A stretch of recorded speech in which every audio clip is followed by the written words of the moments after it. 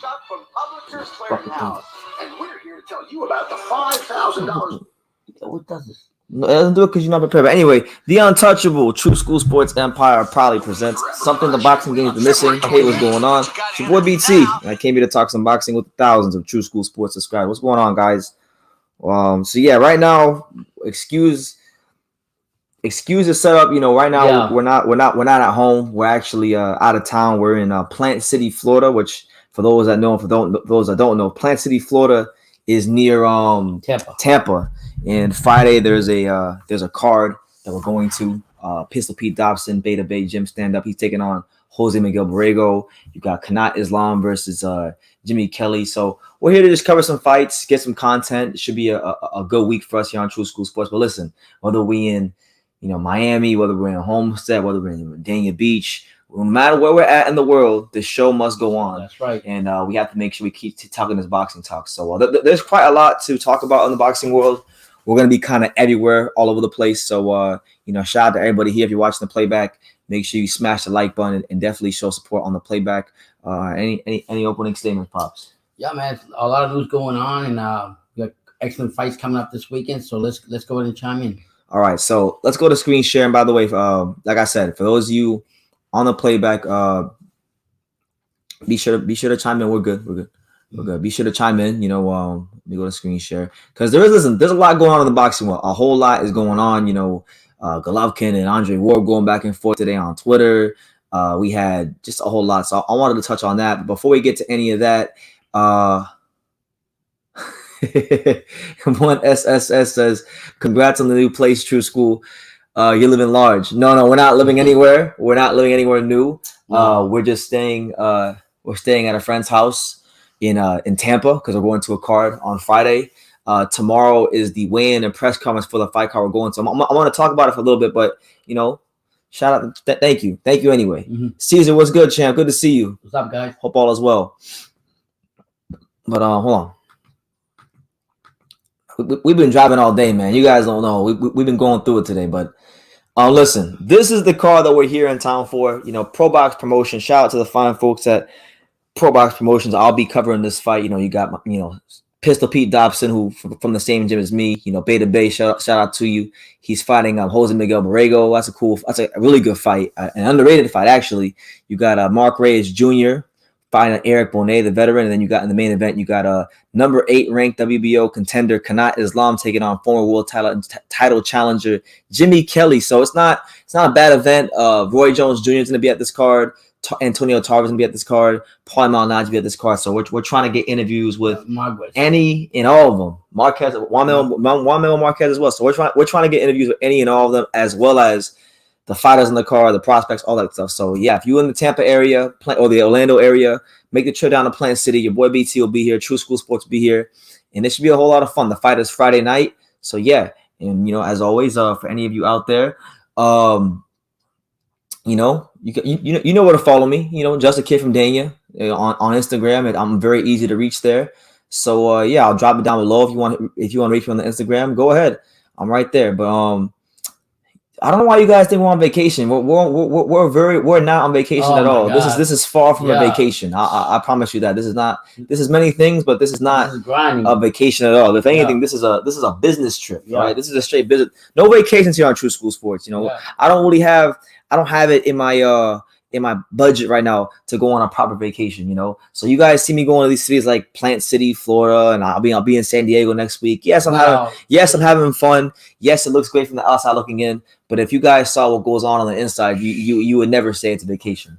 It's a grind, but we're here. Yeah, see, Pop's been driving all day today. But listen, we have a lot to talk about. So if you guys got anything you want to chime in on, you feel free to. But look, Josh Taylor just came out and said something recently that I said. You don't need to show that.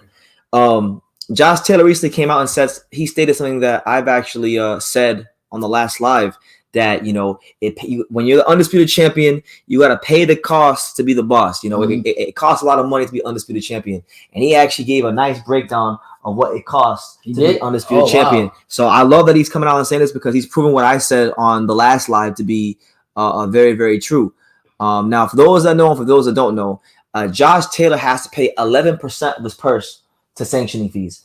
11% of his purse is already going to sanctioning fees. You got 2% of it going to WBO, 3% is going to the IBF, WBA, and WBC. So do the math.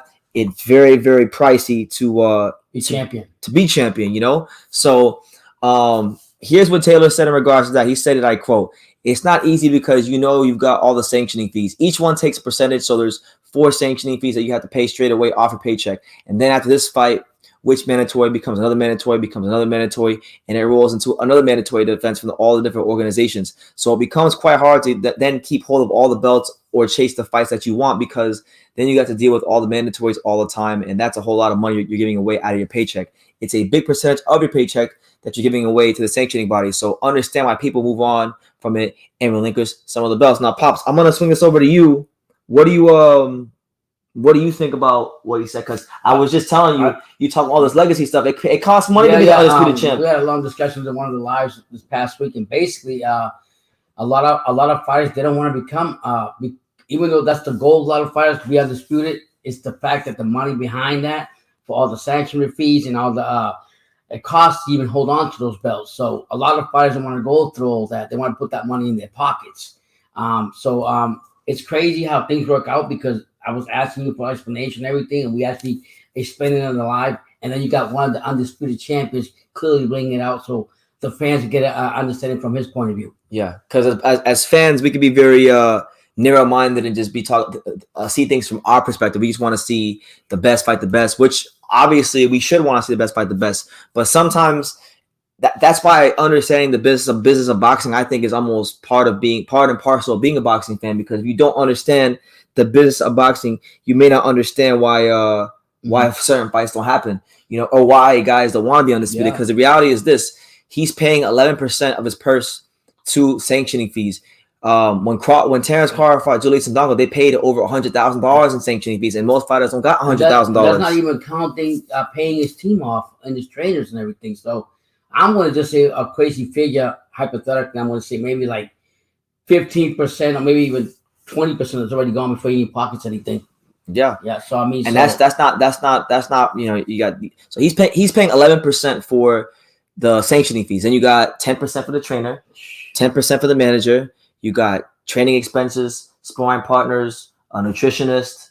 You know, we're talking about 50 to 60% of your purse just gone off the top. So sometimes everything that shines is not really shining as it should. Everything that glitters ain't gold. So y'all got to keep that in mind when you talk about, you know, boxing and becoming undisputed champion. And appreciate that you get it from an undisputed champion from the horse's mouth, so to speak, explaining to you more in detail what we're trying to say. Absolutely.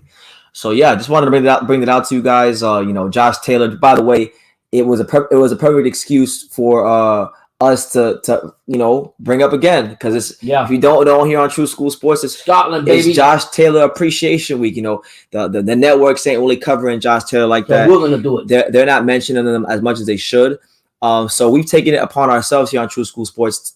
Any reason to speak, we're just gonna mention Josh Taylor. So and I'm gonna tell you, I like Canelo, but I watched the hands off thing. What it was called? Gloves are off, and I'm telling you, the eyes that how Josh Taylor was looking at Canelo says it all. He's gonna. I sorry, tell you, he's gonna mess up. He's gonna fuck up Canelo. Yeah, well, I'm gonna tell you. What's your prediction? You got around like? Do you think it's gonna end by stoppage? Is it gonna be a slow beat? At first, I thought it was gonna be a UD, but guess what? I'm going for the fucking knockout. Yeah. What I want to say Taylor will get him between the 7th and 8th round. 7th and 8th round. I see. And I'm not. That's not discrediting the British fighter. He is a decent fighter, but when you got Josh Taylor just already starting your over loop left that you throw, over left that you throw, and you know he's already got his mind, he's figured you out, and he's got you. He's like a professor that figured out the math problem. From what I've seen from off the gloves, Canelo didn't show me enough confidence that he was really going to give Taylor a big fight. Yeah, so you know, Josh Taylor, Jack Catterall should be a momentous occasion this Saturday night, as Josh Taylor looks to become the first undisputed champion at 140 to defend the belt as undisputed champion since the great Costa Zeus. So no small accomplishment there. I see we got some comments. Shout out to everybody here. My guy Ron Sizzle says there might be an upset in the Josh Taylor fight. Chris Colbert wins by decision. Ain't giving me no upset in the fight. Josh Taylor gonna beat the brakes off Jack Catterall. I mean, Catterall is good. He's a good opponent, but he's not in the same level as Taylor. Yeah, shout out to my guy Rado K. He says, give me what are your predictions for Taylor versus Catterall, Ramirez versus Pedraza, and Prograis versus McKenna. Those are all good fights. For Taylor versus Catterall, I think me and Pops are both going for Taylor to win the fight. For Prograis versus McKenna, good fight. McKenna's a tricky southpaw, but I don't think he has anything to keep Prograis off of him. So I'm gonna go with Prograis in that fight. And then for the Pedraza versus Ramirez fight, I'm gonna go with the upset. I'm gonna go with Jose Pedraza over Jose Ramirez. I'm sticking to my guns. I love Puerto Rican fighters, but in this one, I gotta go with Ramirez. I think Jose Pedraza's becoming better. He's doing his best boxing in 140. He's not having the sharp weight cuts anymore. He's very strong at the weight. He's sharp at the weight. I really think this could be a fight where we see the best of Jose Pedraza and he does the business against Ramirez. We'll see. And you never know. Like Ramirez got hurt. He got hurt pretty badly in pockets of that fight against Taylor. You don't know what losing a fight can do to his psyche coming into the fight, because you got to remember this is his first fight since the Taylor fight. That's true. So that might take away some of the confidence he has. Hopefully, a good fight either way. It could look that way from the loss, but it could also be motivated for him to get back up there where he belongs. All right, shout out to I think he's WBA. He's going to be challenging for the WBA regular title. Shout out to Adios Yerbalosini. All right, and that's Hyro. That's Hyro. He says, "I speak very little American. I love your channel, brother." Speaking some Russian to us in the comments. Shout out to you, man. Good luck on your fight against David Moreau. He said, McCaskill ain't making 100K. How the hell can she afford those belts? I'm not sure if the sanctioning fees for women are the same. I'm going to assume they're not, but if they are the same as men, then damn. These sanctioning bodies are so greedy. Man. Yeah, man. Sanctioning bodies making all the money then. Yeah. Jeez. Let me see what else we got. We got Big Fish, Davidine. He says, "Hey, God bless you guys and everyone in the chat. Bless. Good to see you, champ." Yeah, no. Shout out to everyone here, man. We're keeping things going. We're keeping things moving here on True School Sports. Yeah. We're on the move. We're not even in South Florida right now. We're in Tampa right now. We're here to cover a show here on Friday. So I'm looking very forward to getting you guys great world-class content. And then we got to go drive back all the way home and go live twice on Saturday. So it's a busy week for us, but we love it because this is what we do here on True School Sports. Not just for us, but for you guys supporting us, we're supporting you. So listen, guys, there's a lot that went on in the boxing world today. If you guys have any questions, anything you want to talk about, feel free to drop it in the comment section below. Feel free to super chat as well and definitely support the channel. But we'll go back to screen share. Shout out to you, buddy. Love, I see you, champ. I wanted to go and talk about this. We talked about this a little bit on the last live, but for everybody out there who didn't hear us talk about this on the last live, I figured we talking about it again. So, Pops, there's the news. The boxing article is right there. Jaime Mangia versus Johnny Beck Alim Coley, interim title fight ordered by the WBO. What do you make of that matchup and how you feel about it? I'm very happy because even though Jaime Mangia, the last fight I just seen, he seemed very much improved under his new trainer. Barra, right? Barra's his new trainer. He looks good and everything. But honestly, Jaime Mangia has not stepped up to the plate and fought the competition that he should be fighting. I mean, he just called out GG, knowing good and well that GG's probably training for a fight from Murata and probably get the Canelo fight. I'm more happier for Johnny Beck because I think Johnny Beck deserves it. He's gonna bring it, and I think for me, it's gonna be a real tough fight for Jaime Mangia to just walk through him, but that's not gonna happen. And I truthfully feel from the bottom of my heart that Johnny Beck is very eager to prove himself in the 160 division. I mean, he called out Andre a ton of times. He called out Falcao. Mm-hmm. He's pretty much went ahead and said that any and everybody at 160 is easy work. Yeah. None of these guys can beat him. He really sees himself as that top level, extreme, number one fighter in the division. So I like the fight. And he hasn't really been. He never held a title, right? So, what I'm going to say about that is Jaime Mangia's had the title, has titles, have done this, hasn't done, but he hasn't fought the top things. So to hear Johnny Beck come out and call all these fighters is showing me the hunger that he got to go ahead and I handle business. I got Johnny Beck beating him. Now, if this fight winds up happening between Johnny Beck and Hearn Mangia, it's important because we'll get to Andre versus Parker because there's some news on that. But this fight could be important because depending on what happens in the Demetrius Andre versus Zach Parker fight, if let's just say right now, I don't think this is going to happen, but we have to consider all possibilities here on True School Sports. If Zach Parker winds up beating Demetrius Andre and upsetting the apple card, then that means that the winner of this fight could be elevated automatically to be WBO middleweight champion. Can you break that down to them? Because we're talking about, you were saying that Andre held the interim belt at 160, right? So this is what happened. So I understand it. Andre is the world champion, the WBO middleweight champion, right? He wants to try to get the big fights. The best route to that is to go to 168. So he worked out a deal with the WBO where he can keep the WBO middleweight belt for the time being, but fight Zach Parker for the interim belt at 168. And if he's victorious in that fight, he'll be able to then become the mandatory challenger for whoever holds the WBO 168 title, which at this moment in time is Canelo Alvarez. Now, if he can either exercise his mandatory clause at 168 if he wins the fight, or he can come back down and fight whoever is the mandatory at 160. Right now it's Johnny Beck, but if him Mangia fight, the winner of that fight is the mandatory. So if he wins, he's gonna have a 10-day period to decide what he can do. But if he loses the fight against Zach Parker, he's automatically stripped of his belt at 160, and the winner of the interim title fight is the world champion. So it could be either way. They can either one of these guys, Mangia or Jenny, can just sitting on the couch. Basically, well, no, not sitting on the couch. They gotta fight each other, right? And but they don't have to beat. Right. There's a scenario where they may not have to beat Andre outright for the belt. Okay. Which, if you're Mangia, that's like a dream scenario. Like the dream scenario is to beat Johnny Beck and help Andre lose to Parker, and you're clear. You're good. You're in the clear. So, that hopefully, look. We wanted Mangia versus Andre. We didn't get it. I know a lot of people wanted Johnny Beck versus Andre. I like that fight too. We're not getting that, but I think this is probably one of the best fights you can make in the middleweight division between two fighters that do not have a belt. And age-wise, are they more or less the same age, Brandon? Mangia is younger than Johnny Beck. A little younger. Johnny Beck is older than Mangia. I think Johnny can bring it to him, but I ain't gonna lie to you. I think in that fight, like Johnny Beck has a. I don't know. From what I've seen from Johnny Beck, he moves pretty good. He's got good boxing skills. He's physically strong, but he's a one-handed power puncher. Meaning that, like, if Hearn Mangia can withstand the power from the left hand and he can see the punch coming, I think this is actually a fight where Mangia could out-hustle, outwork, and maybe even hurt Johnny Beck. Is this fight going to be in Mexico? Nobody knows where it's going to be. Oh, okay. Nobody knows where it's going to be because they have to figure out the fight it has to be negotiated. Who knows? But I would anticipate that this fight lands somewhere in California, Texas. Okay.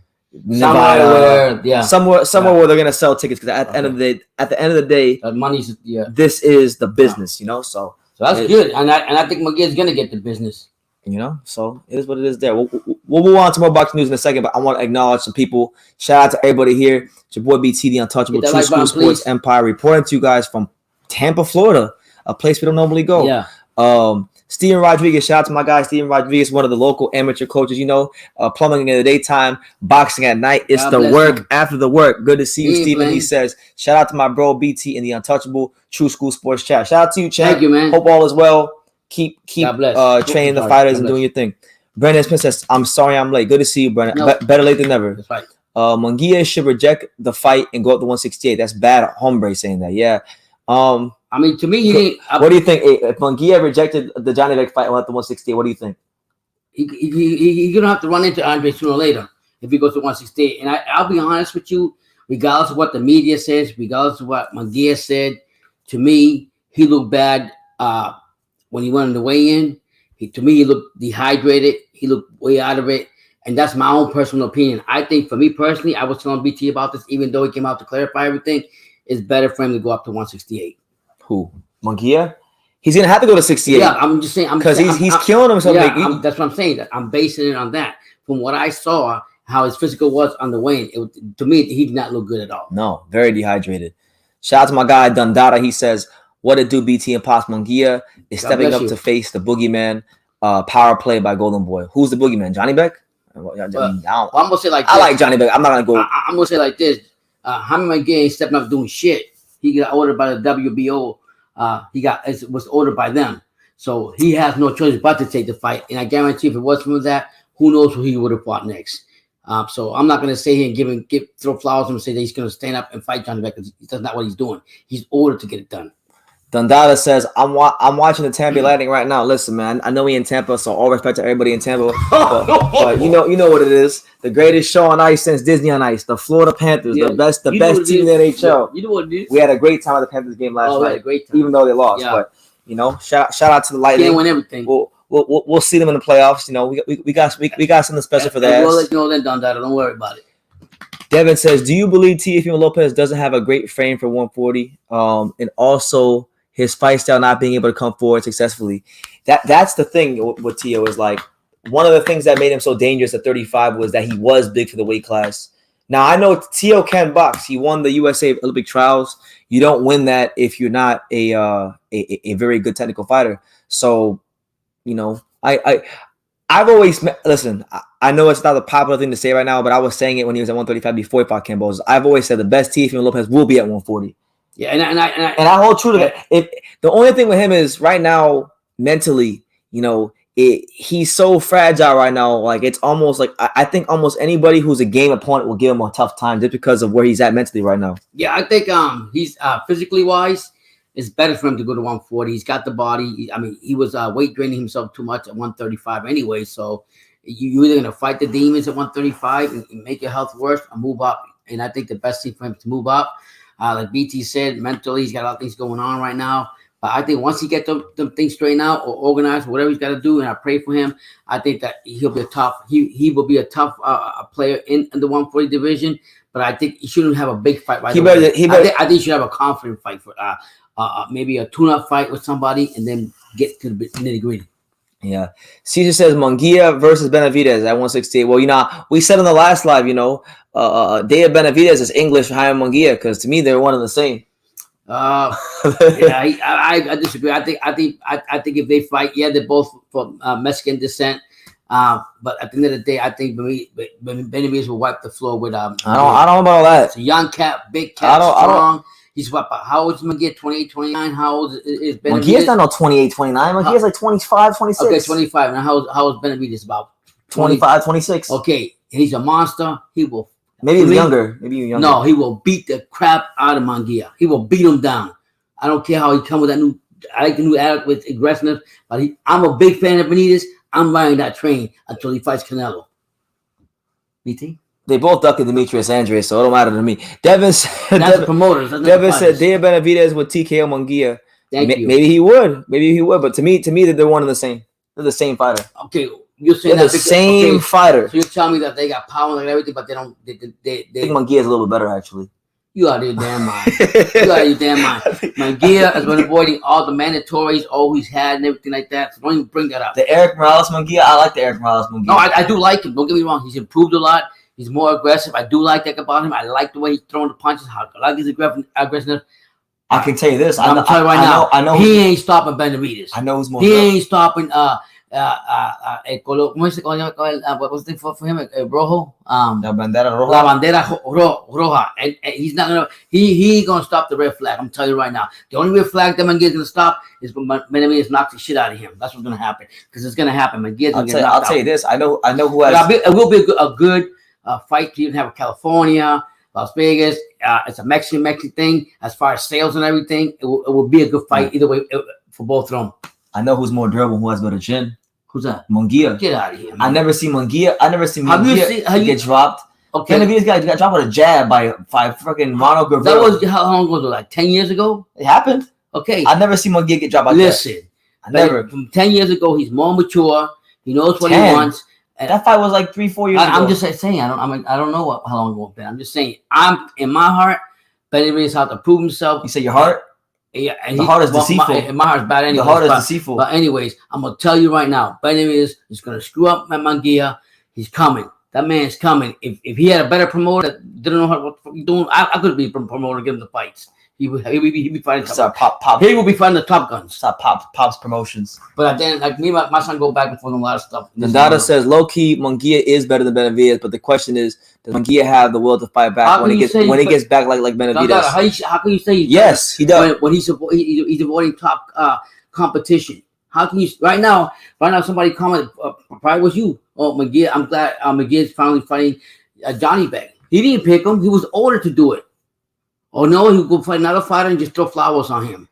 And just because he was ordered, I'm telling you, Benavidez is gonna smoke him. If that fight ever happens, Mangia is going down. They're not the same. You're right. Mangia more durable. Benavidez He got a better chin. No, I'm telling you, Brandon. You got it all Devin wrong. said BT must have been doing lines with Oscar because Dave Benavidez would knock Mangia out. Thank you. It would be a bad beating. Thank you. Okay. We go on a lot of fights. I'm no Mangia fan, but I disagree vehemently. Yeah. Hyro says, "What's up, Pops and BT? What's going on, man? God bless. Don't go crazy at the Pulse nightclub. Tell Keith Thurman congrats on his victory for me. Yeah, we will. We're not going to no damn Pulse nightclub. That's the. Yeah. I'm not gonna say it, but you know. I don't agree. Plant Benavidez, no motherfucking cap. I want tickets. That'd be a great fight. You know, shout out to everybody here. My guy Merlin19 said, "What's up, gentlemen? What's good, champ? Welcome. We had a long day today, man. We drove. How many hours we drive today? Oh, like 4.5. 4.5 hours. Yep. From Homestead, all Florida, the way south, the way to of Tampa. Florida. So we're here. All the way to the north. Yeah, we're here. We're gonna cover some boxing and have a great weekend doing it. And the next weekend we'll be in San Diego for the Cholatito fight. So it's gonna be what it's gonna be. Shout out to my guy Paul Wrights. You know who's we staying with Paul. Paul down the hall from us. So shout out to Paul. Paul Wright, y'all need to follow him. TSS, my guy, my best friend in the world. Best hip hop right there. But let me see. We got a lot of things going on in boxing, and you know what? We mentioned Mangia. We will stick with Mangia because your main man Oscar De La Hoya, he's got big things planned for next year. He's trying to do a nice solid triple header next year for Cinco de Mayo with Jaime Mangia, the most underrated Mexican fighter, Gilberto Azota Ramirez, and Jojo Diaz. Okay, the only question I'm gonna ask about the BT is he gonna have with legitimate opponents or with no disrespect by tomato cans? Well, let's use our brains here. Okay. If Mangia just got ordered to fight Johnny Beck, okay, Mangia will probably fight Johnny Beck in the main event. Okay. On Cinco de Mayo. And who's gonna sort of fight? Huh? Who's sort of gonna fight? Bivol? Some random guy in the top 15. All right. There you go. Get him a good, nice win. Jojo will probably fight a complete can. Sort of ready for the big dogs. So they did not give it to him. Listen, I'm gonna sound very pessimistic here. I know the fight that Zotto wants, apart from let me finish. Okay. The fight Zotto wants, apart from Canelo Smith, or from Bivol, is Canelo Smith. But he's not gonna fight Canelo Smith on that card because boxing promoters are cheap. You only get one really good fight on a card, so you can't have two really good fights on a card. So it'll probably be Mangia versus Johnny Beck, and then it'll be Zotto versus some guy in the top 15. If it's Cinco de Mayo, you need to make the best fights out there for the celebration, okay? And if De La Hoya is doing, he's talking all this shit. He better not bring out no problem. He's saying it's gonna be a pre-Cinco de Mayo card as well. So okay, we'll see. I don't believe. I'll tell you, Golden Boy. I don't believe shit they say. No, so you don't think there's gonna be a nice triple header with Jojo Diaz and Zotto and Mangia? Okay, I like the fact that Mangia and Gilberto's fighting Jojo Diaz. And again, I don't care who the if Golden Boy don't put. If Golden Boy do not put legitimate opponents, or we already know that Mangia's gonna have Johnny Beck or Gilberto Ramirez with a top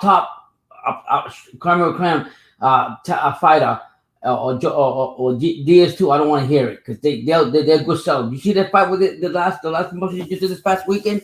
It's a freaking joke. Who? Golden Boy. What show they do? The one just this past weekend with it was a child. I forgot who was fighting. I forgot. This past weekend, I forgot who he was fighting. He did a live. I can't remember. We were live. Oh, Mangia versus Ballard. Okay, Mangia versus Ballard. You see that shit? The stage. Nobody can barely have no room. They could. They call Boo Boo Andre instead of calling the other Andre. I mean, you mean Ballard? Yeah, Ballard. I mean, so I mean, please. If Golden Boys better do something, they better do it right. But for me, I always got a question mark with them because they never do shit the way they're supposed to. I'm sure. Okay. Well, hey, ask them who they want Gilbert Ramirez to fight. Who do you guys want? Listen, so let's just hypothetically, who would you guys want to see Mangia and Gilberto fight on that Cinco de Mayo card or pre-Cinco de Mayo card or post-Cinco de Mayo card? Because I don't think they're going to actually fight on Cinco de Mayo because Canelo has that date, and they would be stupid to put this card with the Canelo fight going out at the same time because everybody's going to. But that's probably why they'll always probably doing a pre. He's probably going to do a week before Cinco de Mayo. He's probably going to have them fight. He's not going to, like you say, not going to put them there. It'd be nice if he puts it in. If people put the card with Mangia fighting and Gilberto Ramirez with another really serious contender, then it'll be a good card. Absolutely. We got our first super chat of the live. Shout out to my main man, Merlin19. And listen, you guys know the drill. When the super chats start coming out, so does our main man Don King. So Don King, talk to him, champ.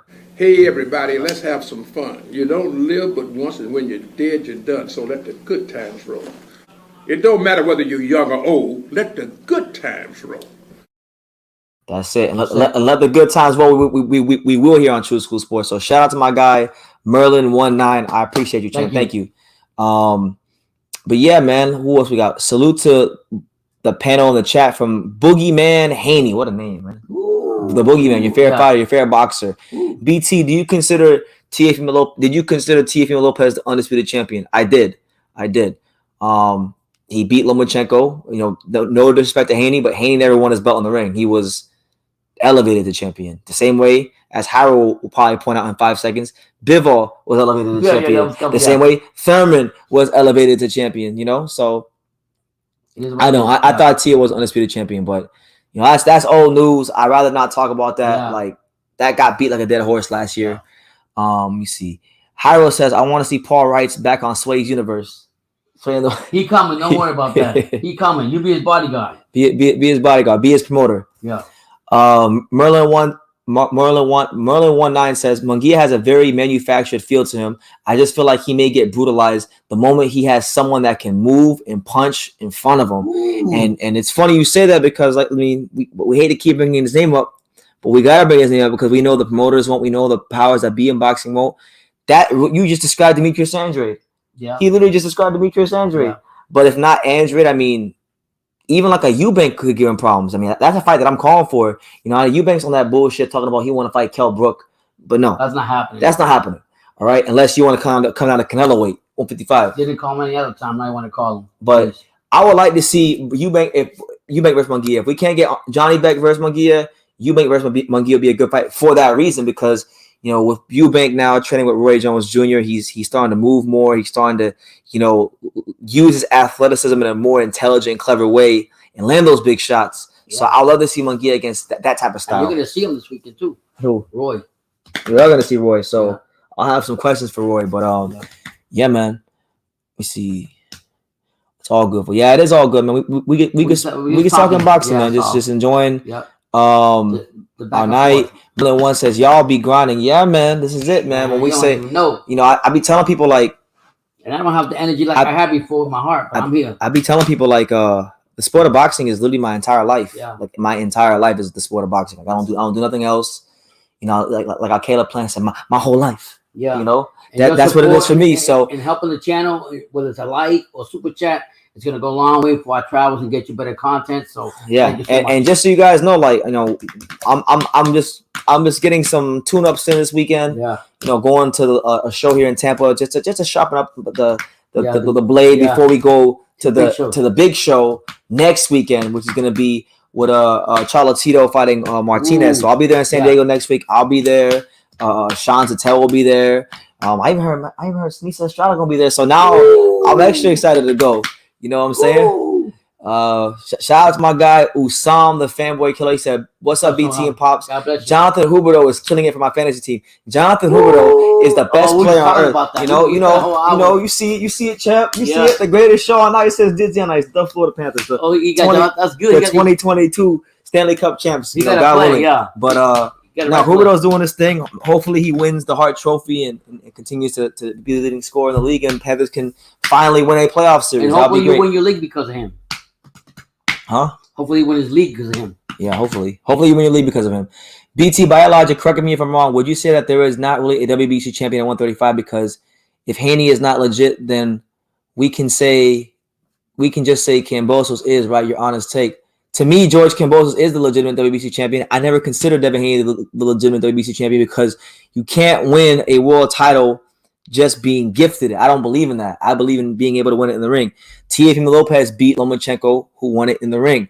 Therefore, when Kambosos beat Lopez, he became the champion. Mm-hmm. Now it's not fair to Devin. Like the WBC, like many of these sanctioning bodies, have muddied up the waters and they've decided to add extra belts and cause confusion.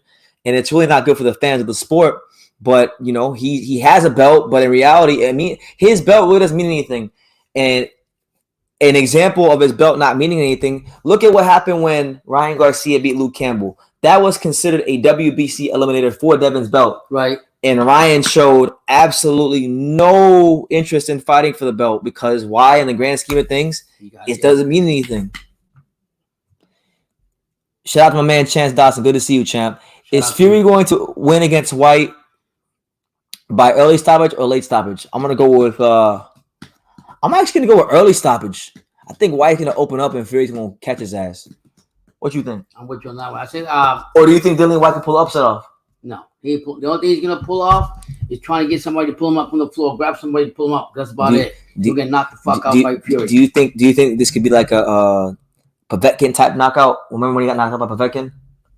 I think it's gonna be like you remember seeing Wilder knock the shit out of Sterling? All due respect to him, I think Fury's gonna come here and make some damage on fat ass White. I believe he's gonna devastate him because I think he's so frustrated with this whole back and forth that I truly believe that Fury's gonna make a big statement. And I don't think White tires out real quick.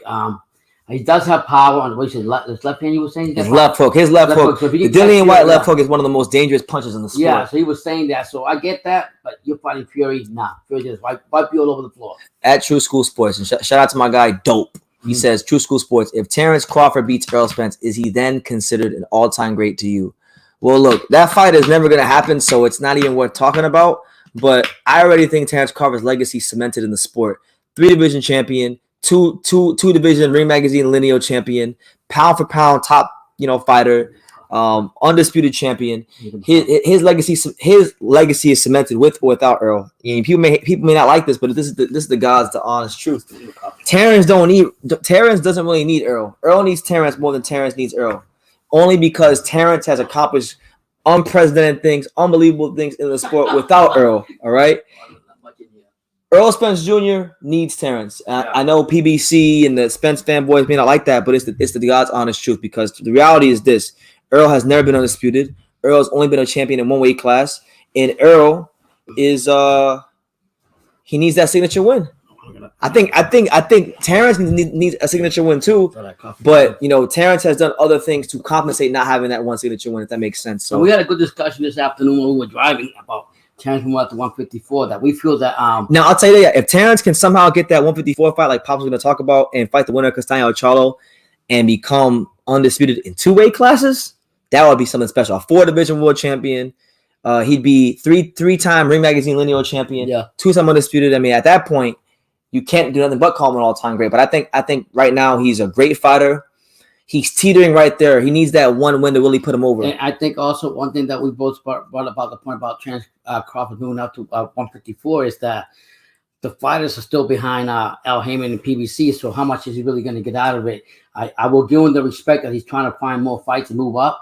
So if it happens, it happens. If not, we already know. As long as Al Heyman and PBC behind it, we don't know what's going to happen with Terence Crawford. Absolutely. Shout out to my guy, Clout Chase. He says, Joel Casamayor is the GOAT. And I love Joel Casamayor. Hell of a fighter in his day. I actually had the chance and the privilege to meet Joel Casamayor on my last trip to Vegas. I met him at the City Athletic Boxing Gym. Really cool guy. Very good fighter. Clout Chase, I saw his comment. He said, Floyd Mayweather never fought one Cuban his whole career, and he calls himself the GOAT. He ducked Joel Casamayor. Who's that? Hearn? No.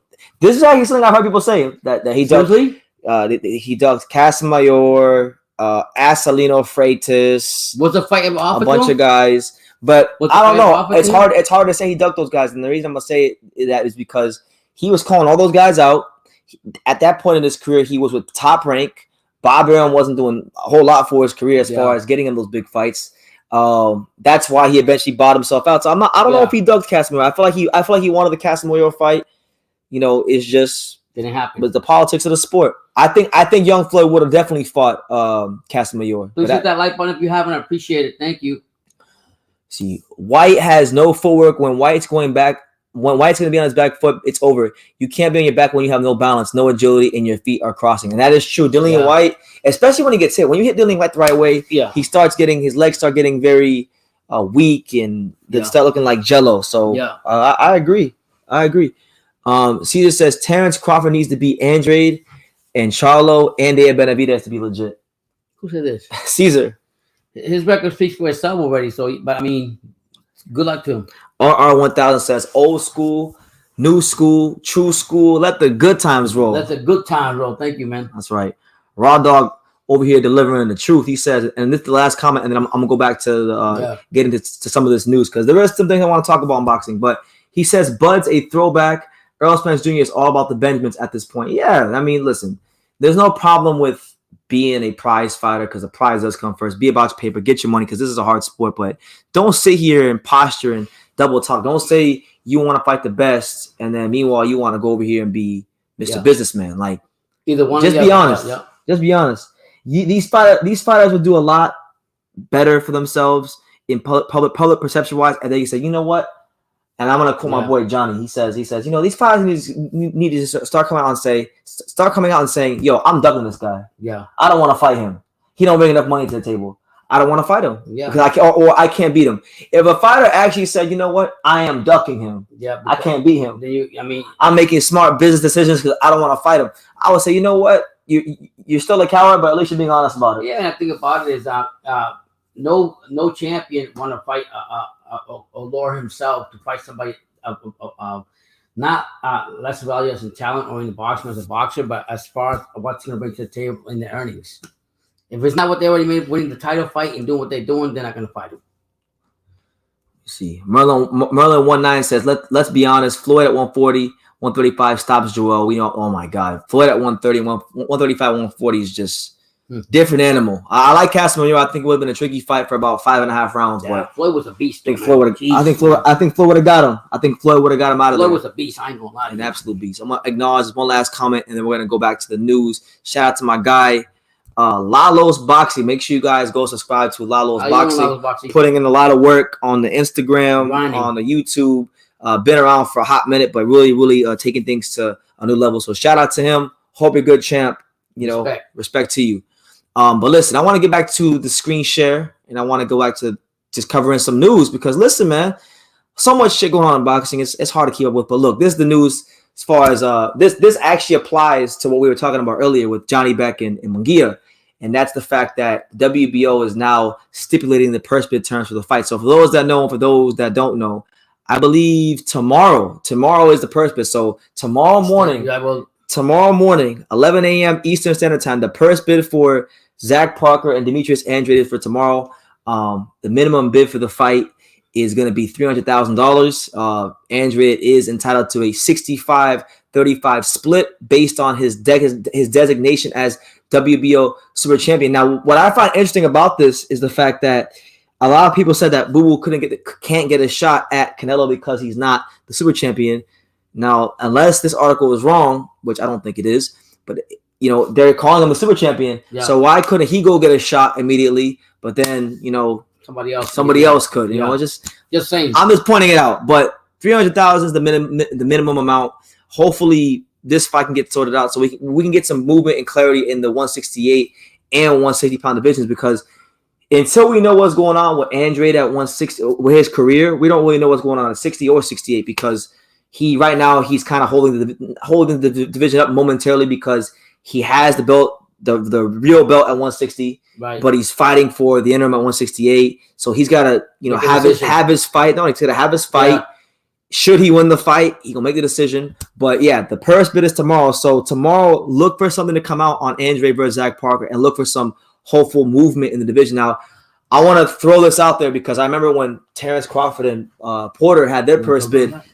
when Terence Crawford had his personal reporter, it was just like this. They was scheduled for a day. They pushed it back. Yeah. Hopefully, it don't get pushed back because I don't think Andre could afford his career being pushed back longer. And look, Zach Parker is a young guy. He wants to show what he could do. Right. He can't even afford for the purse to get pushed back. So, yeah. Now another thing you guys should look out for as well is Eddie Hearn and Frank Warren. These are the guys that could put on. These are probably two of the primary promoters that will bid on the fight. I know with Frank Warren, he just ponied up a bunch of money for the Fury purse bid with Dillian White. I think it was like $41 million or something like that. Yeah, 45. So, how much money does he really have left to pay for this fight? Yeah, and then on top of that, I know Hearn didn't get the Khan and Brook fight, but I guarantee he's trying to get one of these. Yeah, seriously. So, we'll see what happens. Yeah, we'll see what happens. But yeah, look for that tomorrow, guys. Look for that tomorrow. Hold on. Let me get back to the comments. Mm-hmm. So where is it? Marlon19 says, I was a huge fan of Bud. I am a huge fan of Bud. I love him now. But and Earl. But people are acting like it's all on Spence. As far as the fight happening, it's an illusion. Earl is all business. Just watch. Well, I'll believe when I see it. Now, I do think Al Heyman's pulling the strings. My thing is this: look, if you're a fighter and you really are about all business, shut the fuck up and don't contribute to the reasons why or the false narratives why the fight isn't happening. Like when he came out talking about we're on different sides of the street, he needs to get a belt, moving the goalposts. That's not a good reflection on Earl. I've met Earl. I feel like Earl strikes me as a guy who doesn't want to fight, but ever since he beat Kell Brook, his energy has changed. You'd be hard pressed to deny. If you're being honest with yourself, you can't sit here and say, "Oh well, Earl Spence Jr. Is the same guy now that he was before he won the title." Before he won the title, he was 15-0 calling out Keith Thurman. He was bitching and moaning about how Keith Thurman wouldn't fight him because Keith Thurman told him to go get a belt. Right. And then he did the same things he criticized Thurman for. He's doing. He's been doing to Crawford, which is why I've been so vocal about. And Crawford, now that he's a free agent, he's been very adamant. He's done everything I could possibly do. So I personally think the ball is more on Spence and Al Heyman than it is Crawford, because Crawford's willing to do anything right now because he's a free agent. Yeah. Boogeyman Haney says, Haney destroys Josh Taylor. What are your thoughts, BT? I don't have any thoughts because that's foolishness. Josh Taylor would ruin Devin Haney. Ruin him. Devin Haney don't punch hard enough to get Josh Taylor's respect. That would end very badly for Devin Haney. Just being honest. He would box very good for about 3.5 rounds before Josh Taylor starts hurting him. Let me see. He says, I still don't see that fight happening. He's quoting Timothy Bradley. Yeah, that was funny, Haro. BT, Earl has only said things in response. Al may be causing issues, but not more than Bob. They both cause issues. I'm not going to sit here and say, oh, it's more Bob's fault than it's Al's. They both have a part to play. What I can say is this. If we look at the track record of Al Heyman fighters over the last, I don't know how many years, of making the big fights, the big cross-promotional fights, yeah, there is a long checkered history of them not making certain fights happen, whether it's Kovalev versus Stevenson, whether it's, you name it, Rigondeaux versus Frampton and Santa Cruz. Yeah. The list goes on and on and on and on. So, I'm not taking sides, but, look at the history. History is the best teacher. Experience is the best teacher. Usam says Frank Warren is back in the game. Don't sleep on Frank Warren. Yeah, Queensberry Promotions, stand up. We don't want to hear about Ben Shalom. We don't want to hear about Eddie Hearn. It's all about fish eyes. Queensberry Promotions, stand the fuck up. Yeah, he's doing crazy shit. Anyways. Look at Aram's history, man. Then right when people are claiming Heyman is the issue, we find out Terence is suing Aram. Both sides are being problematic. Yeah, it's crazy. Terence is going to sue Aram, and there's, I guarantee you they will still work together. They will still make. I bet you Terence's next fight will be with Top Rank. He just have more freedom to say. Okay, they'll just have more freedom to say, nah, F you, but watch. He's suing Aram, but look, would it really be boxing if he didn't sue your promoter? Would it really be boxing? How many fights have we seen go some type of arbitration or something because the promoter having fights back and forth? Sometimes it takes several years before they can even get free from the promoter or even solve the issue. So It just Crawford's come up with to the light because he's actually taking it right to the courts. Yeah. Hyro says, I want to see Crawford on Showtime. With his personality, man, he could be a machine on Showtime. HBO Crawford was the truth when it came to presenting. Yeah, I missed them HBO days, man. I missed them late HBO days, you know, the Peter Nelson days when Peter Nelson was running the shit right into the ground. Yeah. You know, we saw like Chocolatito and all this stuff. We're going to see, man. We're going to see what happens with Crawford and Spence. Hit that like button, please. Personally, look, I'm just going to be honest, guys. I only talk about Crawford and Spence because you guys continue to ask me about Crawford and Spence. I'm to the point where I don't give a fuck about Spence or Crawford fighting each other. You know, truthfully, look, it's not a competitive fight. Crawford going to beat the shit out of Spence when they fight. So, you know, it's not really a competitive fight. Terence is going to beat him. That's why Earl doesn't want to fight.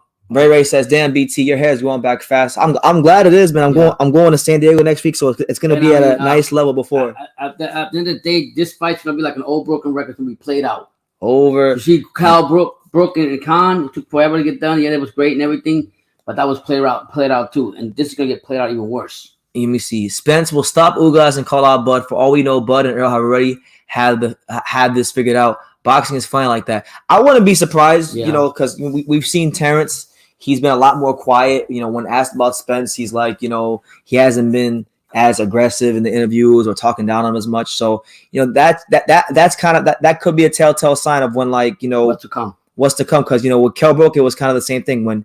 When he got quiet and stopped talking, that's when the fight happened. So maybe that's it. You might be right. That you might be right. Might be onto something. Might be onto something. But honestly, I'm over it. And the bottom line, you can never put anything over boxing. It's always something. It's always something. Ron Sizzle says, remember when Floyd Mayweather got beat by Castillo? The judges were on Mayweather's payroll that night. Yeah, I mean, it was a close fight. I thought it could have went either way, but you know, it is what it is, man. If Bud watches Spence, I will be super impressed. I mean, I wouldn't say I'd be impressed. I would just say I told you so. All this ducking and dodging, all this posturing, and all these business tactics, all just to get washed by Terence Crawford. This is why you like the super flyweights. So you guys want to know why I love the super flyweight division? It's because you don't get all this pussyfooting around like you get at welterweight, like you really get at 135. The worst division in boxing, the glorified 154 with a bunch of B-level overhype hype jobs like Devin Haney, like you know the names. I don't gotta stand for you guys. You know who the hype jobs are at 35, huh? They've seen enough lives to know. You've seen enough lives to know. I'm gonna rule the names off for you. Mm-hmm. Dope says, True School, do you think Canelo's legacy will always be tarnished since he tested positive? Well, you know, it seems like people have already forgot about that. You know, there's an old quote that's used in a lot of sports, and the quote says that winning cures all. When you win and you're achieving glory in any sport, you know, people tend to forget, you know, your shortcomings and your mishaps. They just remember the result. Yeah. So me and you follow the sport, so we know Canelo Alvarez. You know, he ate Mexican meat. We know that he took the hair follicle test that proved that he you know, it's supposed to prove that he did it, that he's clean or whatever. But there, you know, if you really follow Canelo's career, you know there's more than just the clenbuterol thing in his career. But we beat that like a dead horse. I'm not trying to talk about the redhead. Yeah, you know, let him be. God bless him. To be. We'll get the fights when we get the fights. Yeah, they do it on their thing.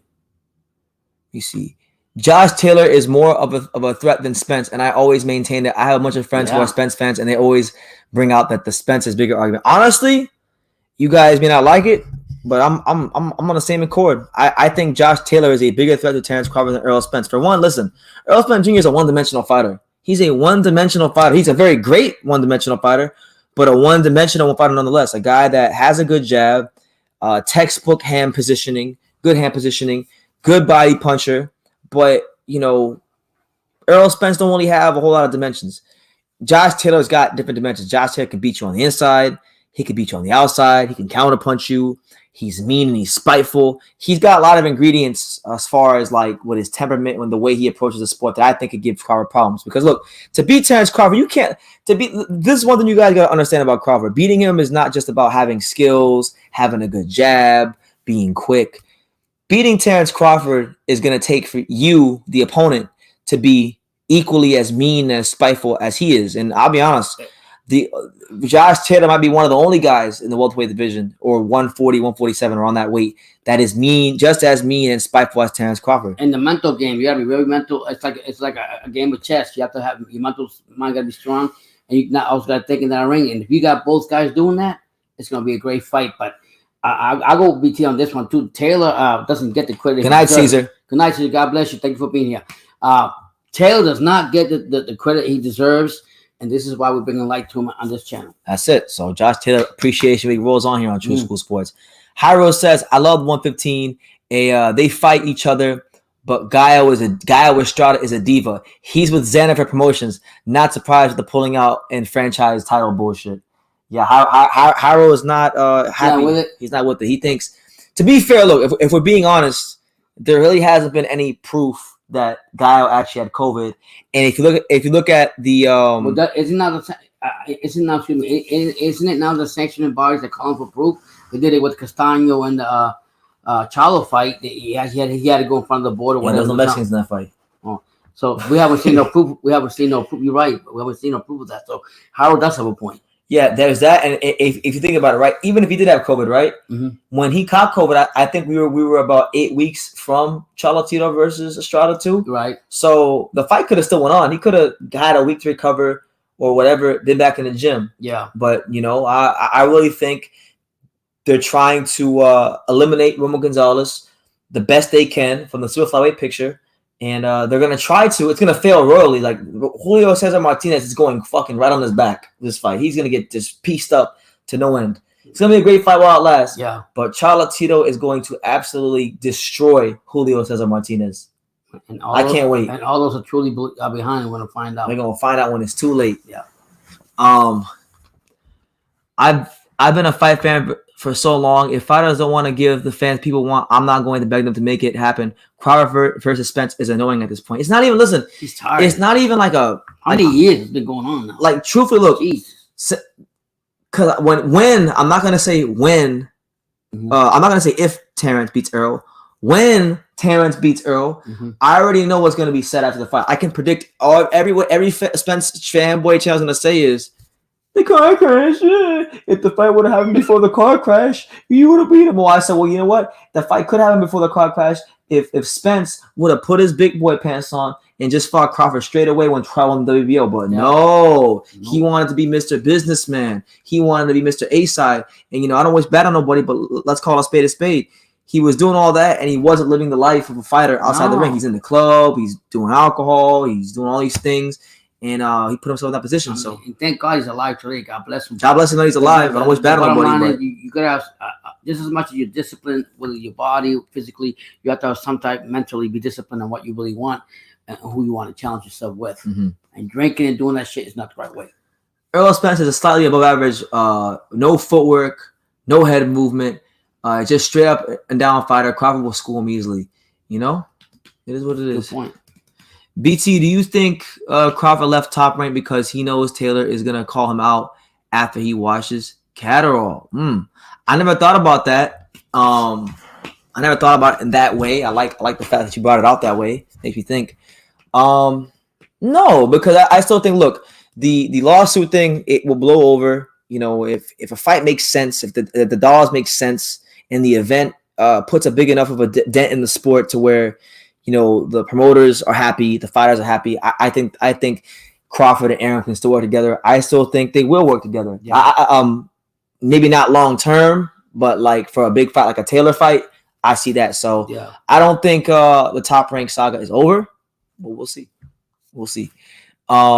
Stay tuned. Big Fish says, "Why are you capping?" Well, your name is Big Fish, so I'm gonna assume that you like Earl Spence. I'm not capping. I'm telling you what's gonna happen.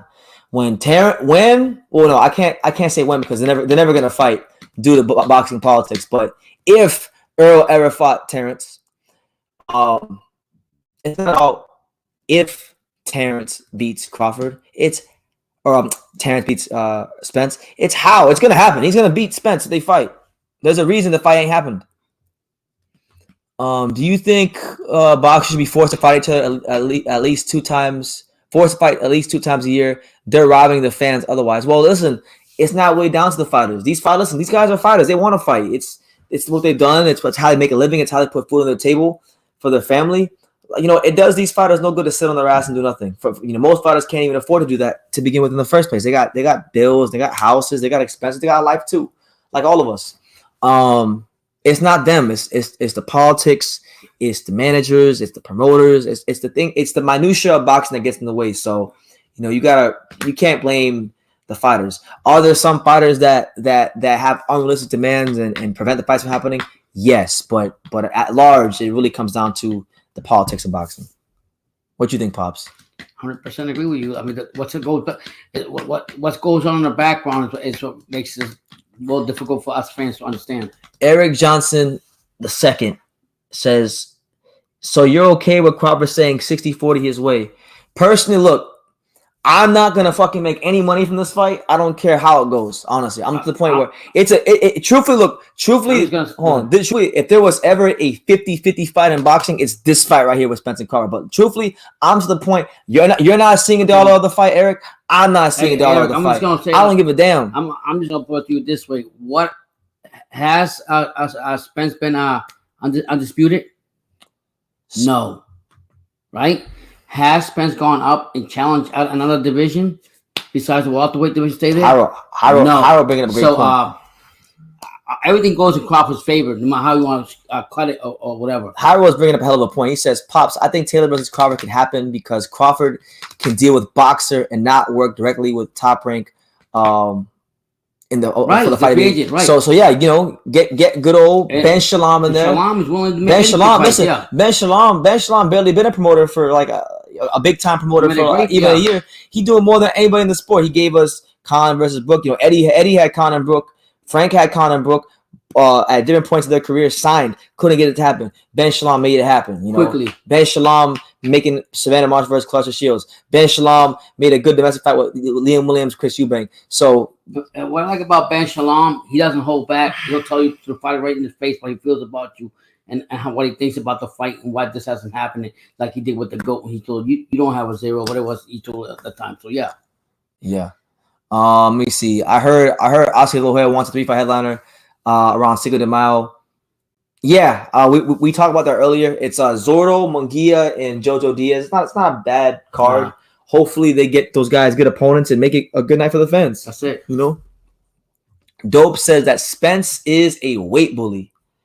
He's big for the weight. I mean, people don't understand. He walks 180. He walks around like 60, 180, yeah. 190, something like that. Big guy. Boogeyman Haney says, I'm done. Crawford and Spence playing us fans. I don't care about the fight. I don't care anymore. Like when it gets signed, truthfully, like I legit just off a general principle, I might just boycott the fight. You're tired. I might just boycott the fight because I wanted to see it in 2019. I wanted to see it 2018.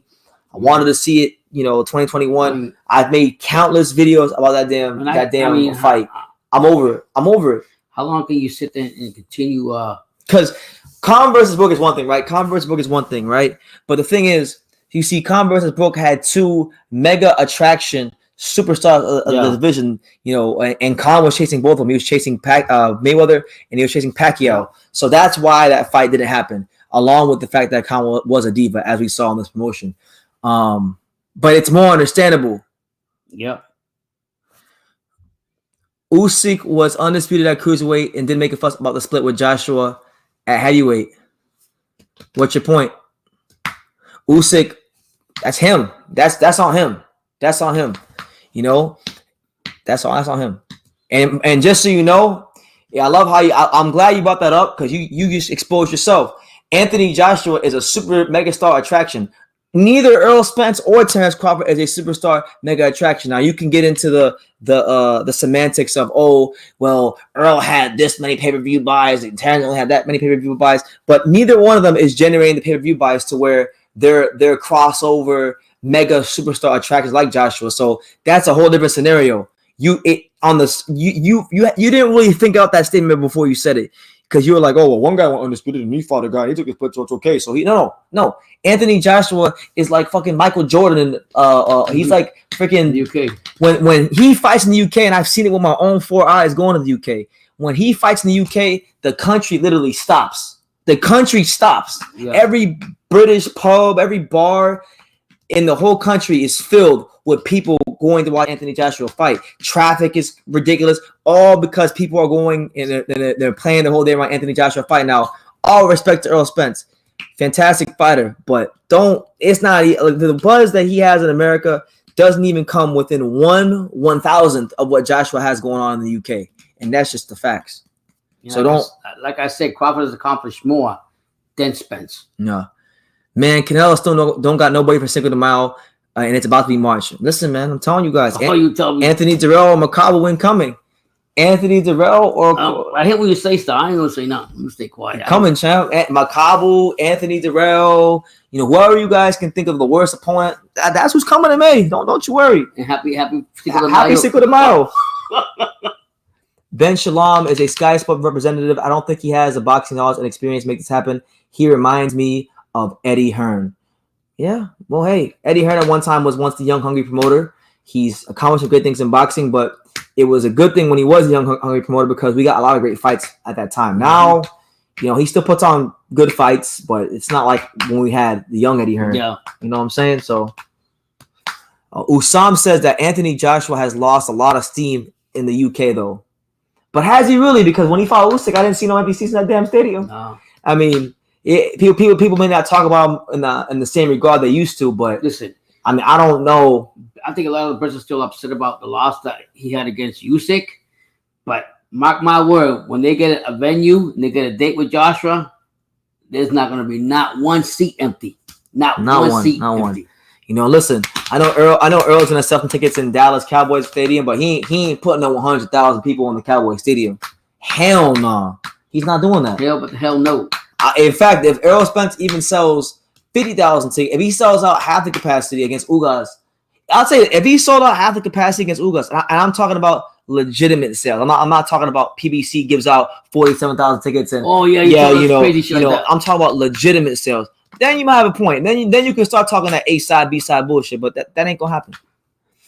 PBC is too greedy, too many hands in the cookie jar. Spence ain't that great. I think Spence is very good. I think there's a fine line between good and great. I think Spence is a very good fighter. A very good fighter.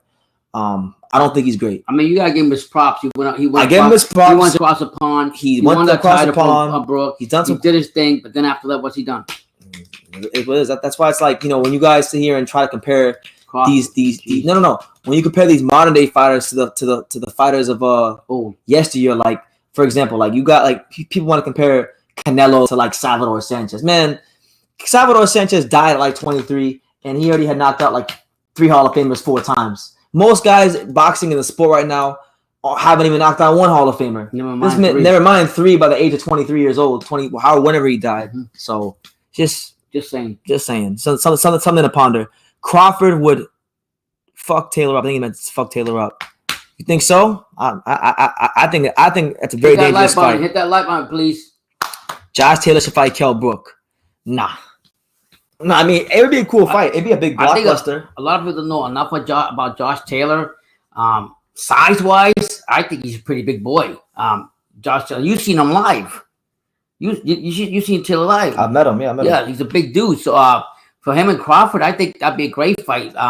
But don't discredit the Scotland here, because if you don't know, take some notes this Saturday, even though it's not Crawford, on the skills. You see, back then they think you were retired if you were 6 months inactive. Yeah, I mean, like back in the 80s and the 70s when Chavez was fighting, these guys just stay busy, man. Like there's just not a lot of guys in boxing that are staying active. It's almost like I was having a great conversation. Shout out to my boy Sean Tatel from Fight Hype, one of the best in the game. We were talking about boxing yesterday, mm-hmm. and we were talking about just how fucked up the sport is, business wise. Yeah. There's obviously always good and bad and everything. There's good things happening in the sport. There's good fights coming up. Like don't get it twisted. There's good things happening, but I can't think of a time, at least since I've been on YouTube, where the sport, the business of the sport, the corruption has been so blatant. I don't want to sound pessimistic or like a conspiracy theorist, but there just really hasn't been a time where it's just so in your face with the franchise stuff now, with and we could say one point that BT brought up, I think last week he was talking about that's one thing you can discredit Don King. Don King he's gonna make them fights. He might be corruption or whatever. Don King would have made this He fight. made this fight he made a lot of fights a long time ago. He's gonna be sitting back holding them on the shelf. Yeah, man. I think Taylor will be getting all money fights soon. Listen, man, I think Taylor to that point, you know, just so long as he take care of Jack Catterall, he's at that point where I think Bob Arum is gonna have to start giving him those MGM Grand type of fights.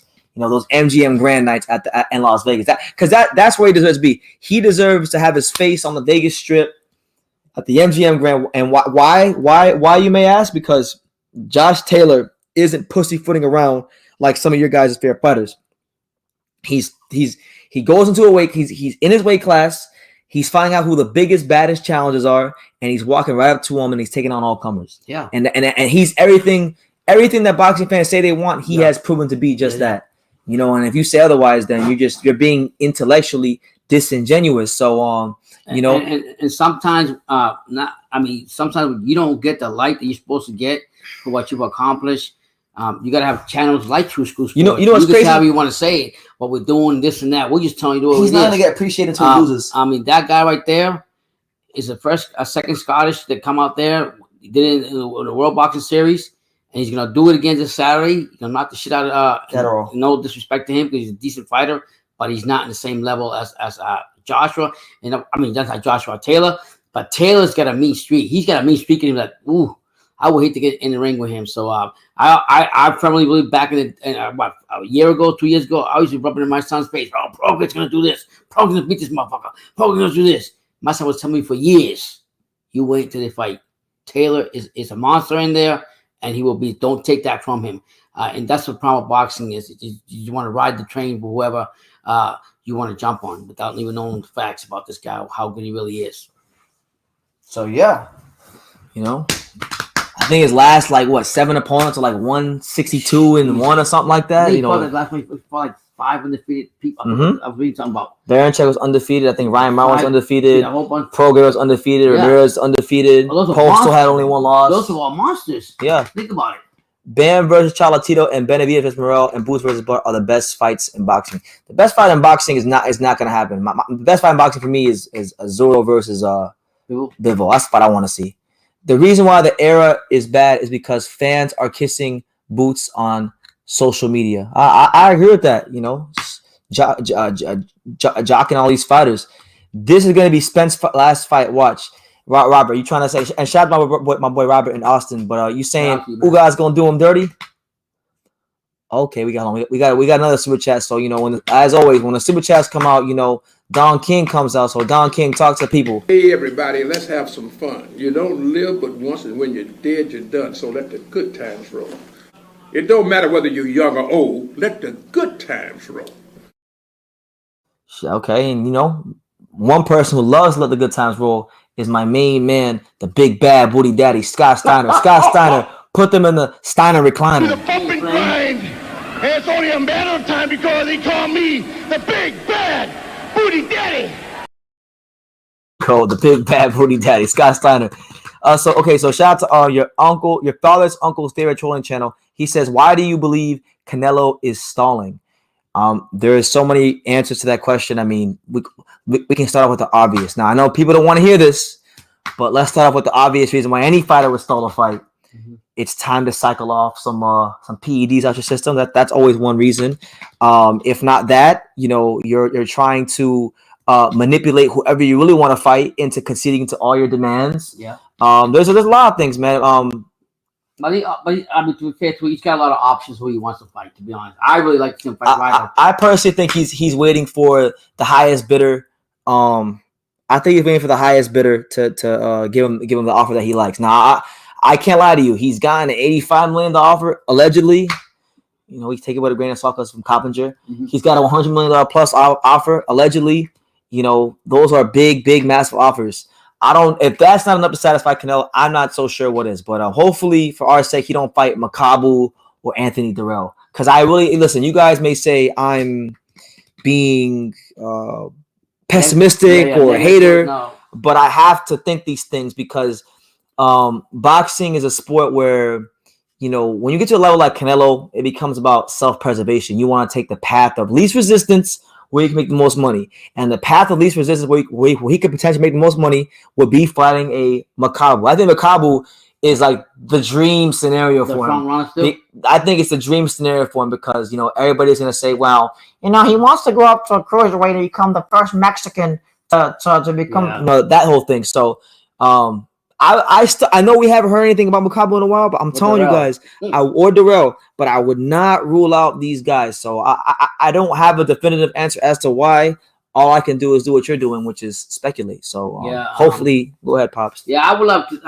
My son was telling me that this fight probably won't happen, but I would love to see him fight Ryder.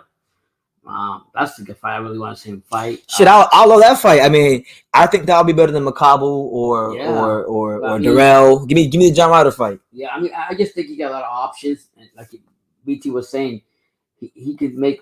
He's looking for the fight that's not going to test, that put him down. Low. Why high risk, low reward? Yeah. So he's going to look for all that. Eddie Rose is going to make sure that whoever he challenges to fight is going to be a legitimate challenge that he can beat. Absolutely. Simple as that. Simple and plain. Over again. Ray says, BT, why is boxing the sport you chose to focus on, being that it is the least popular next to NFL, NBA, MLB? Boxing is my favorite sport, but you could definitely be making more money if you said fuck boxing. Well, I don't know about that, champ. The NBA. I don't know if you're with the last part of your statement. I definitely don't agree with that because if those of you that know my history, or if you don't know my history, let me give you some background on me. So when I first started True School Sports, this was not a one-stop shop for just the sport of boxing. In fact, I started off covering the sport of basketball. If you really dig back in these archives, there's interviews out on this channel with Kemba Walker, Steph Curry, all these things. Just to give you guys some background on me. So I'm 20. I just turned 27. When I was 18 years old and I graduated high school, my dream was to cover the NBA. That's what I wanted to do. And I got a chance to live my dream. I covered the NBA D-League. I covered the Mavericks, the Hornets, the Nuggets, the Orlando Magic. I did some good things at that age. I mean, for that age, I was really punching above my weight class, doing a great job. But with the NBA, right, like the NBA and even like the other leagues, these are all like multi-billion-dollar conglomerates.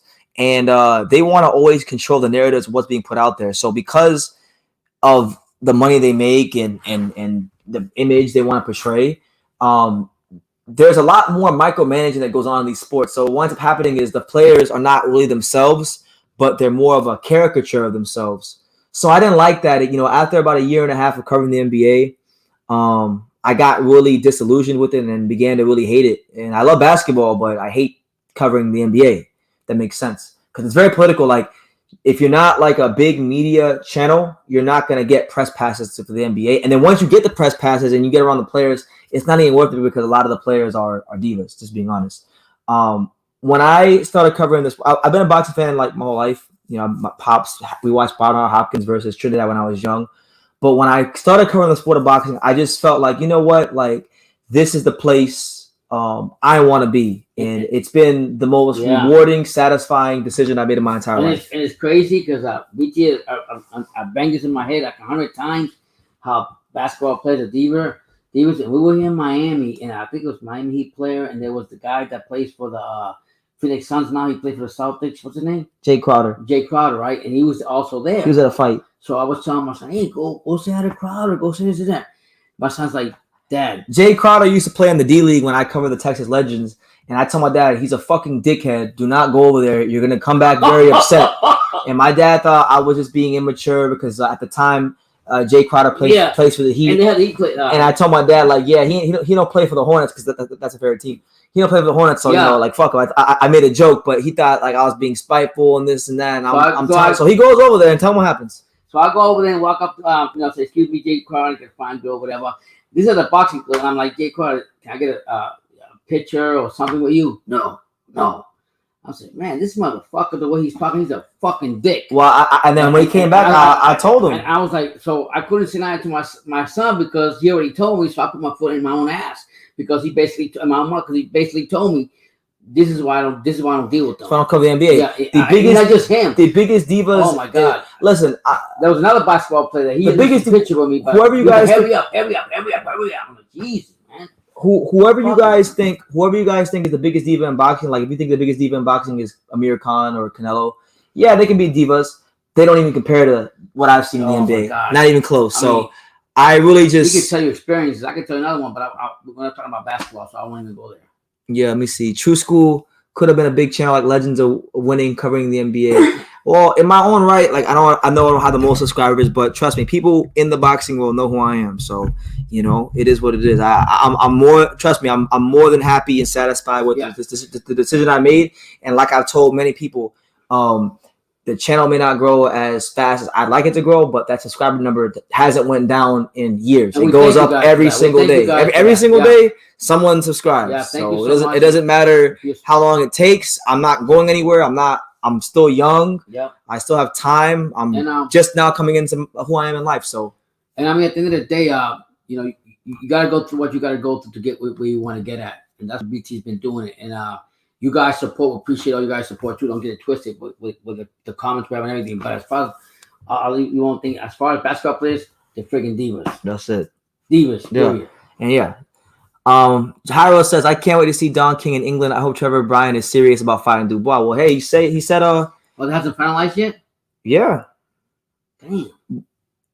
We'll see what happens. Raw Dog says boxing is way better than the NBA. It definitely. I mean, there's a lot of bullshit that goes on in boxing with the business, but as far as just business aside, the sport itself, I would rather cover a small ass card like this on Friday at Pro Box Promotions, prospects, contenders, that kind of stuff. I'd rather do that than go through what I wanted to do, what I was doing in the NBA. Like it was a pain in the ass. Boxing, you can become a champion on your own. Other sports, you can sit on the bench and still earn a championship ring or whatever. Other sports, you buy the best player to make your team the best. That's not fair. It's not fair. The only team sports that are actually fair are baseball and hockey. That's it. Those are the only two sports that are actually fair. The NBA is the biggest bullshit in the world because all you gotta do is just get 2 top 15 players and you're a championship contender. It's really very politically. One time, my son had he had a good talk to send a letter to Mark Cuban, because he had a situation with the media and all this, and it was a bunch of crock of shit. It's like, you know what? Screw you guys. I mean, I don't need all this stress on me for this. Yeah. I'd watch Rigo Casimiro before I watch an NBA game. Yeah. And one thing about my son likes about what he's doing is the Google places that he don't even know people that he don't know. Yeah, like welcome. I tell Pops all the time, like when I was in San Antonio, I'll tell you guys a story. When I was in San Antonio for the Zotto fight, I was in the lobby of the hotel where the fighters were staying. Mm-hmm. And I was sitting there, I was editing some videos on my computer. And I saw this big black dude. I never met this dude in my life. This big black dude, he had a boombox strapped around his chest. So he sees me from the other end of the hotel, and he says, "He's running. What's up, BT?" Yeah. And I said, "What's up?" I'm like, "Who is this guy?" Yeah. And he's like, "Where Pop's at? Where Pop's at?" Yeah. And so I got to talking with him and whatnot, and I made a new friend in San Antonio. But people, listen, the word is getting out, so I'm doing something right. I'm satisfied with what I'm doing, and that's all you can ask for. And what better to get, even if it's one can change somebody's life or get somebody satisfaction for your work. That's it. Appreciate when you go to these sports, other sports, basketball, whatever. You deal with more political, much manure that they don't even appreciate the shit you do. Yeah, they don't. Whereas at least you got fans coming up to you that you don't even know. Absolutely. And that's for his hard work that he puts in. Shit, I mean, I'll tell you guys another story. Last year, when me and Pops went to Kissimmee, Florida, because there was a card in Kissimmee, Florida last year. And I'm gonna get to this comment in a second, Ronald, because I'm trying to figure out what the hell Ronald, could you clarify what you mean? He said I had to say True School dude is a straight posh boy. Who are you talking about, and what does that mean? But anyway, I'll tell you guys another story. So last year, me and Pops went to Kissimmee, Florida for a top rank show. It was the Emmanuel Navarrete versus Christopher Pitufo Diaz fight. And funny enough, I met Timothy Bradley for the first time, and Timothy Bradley knew who I was. Like, he watches the channel, so like that was a good confirmation that I'm doing the right thing. That guys like Timothy Bradley, the top fighters, like, you didn't even know watch the channel, you know. So it is what it is, man. Yeah. You know, everyone know BT. I mean, not everyone, but we get in there, champ. We get in there. You know, every time I go out of town, we get in there. And thank you guys for your support. Again, I said appreciate all you guys here with the good or bad conversation. I'm gonna say this too. I'm leaving March 2nd. I'm leaving March 2nd to go to San Diego for the Cholatito fight. When I leave on that day, I've already told Pops this. I don't know when I'm coming back to South Florida. Wherever there's big time boxing, if it's going to be in LA, Vegas, New York, wherever there's big time boxing, for as long as humanly possible, I will be at every big fight. So Spence Ugas, Shakur Valdez, Ryan Garcia versus Tego, Cholatito versus Martinez. What other fights are there?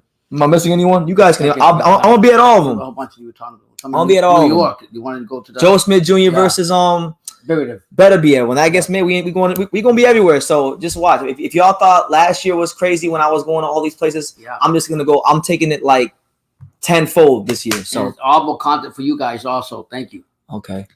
So shout out to again. Listen, man, this the Don King. Don King keeps coming out. Shout out to my man, your uncle's favorite trolling channel with the super chat. He's okay. So Don King coming back, letting you guys know. Hey everybody, let's have some fun. You don't live but once, and when you're dead, you're done. So let the good times roll. It don't matter whether you're young or old. Let the good times roll. Do the bump and grind. And it's only a matter of time because he called me the big bad booty daddy. All right, so he asked Stevenson versus Colbert. Who do y'all got?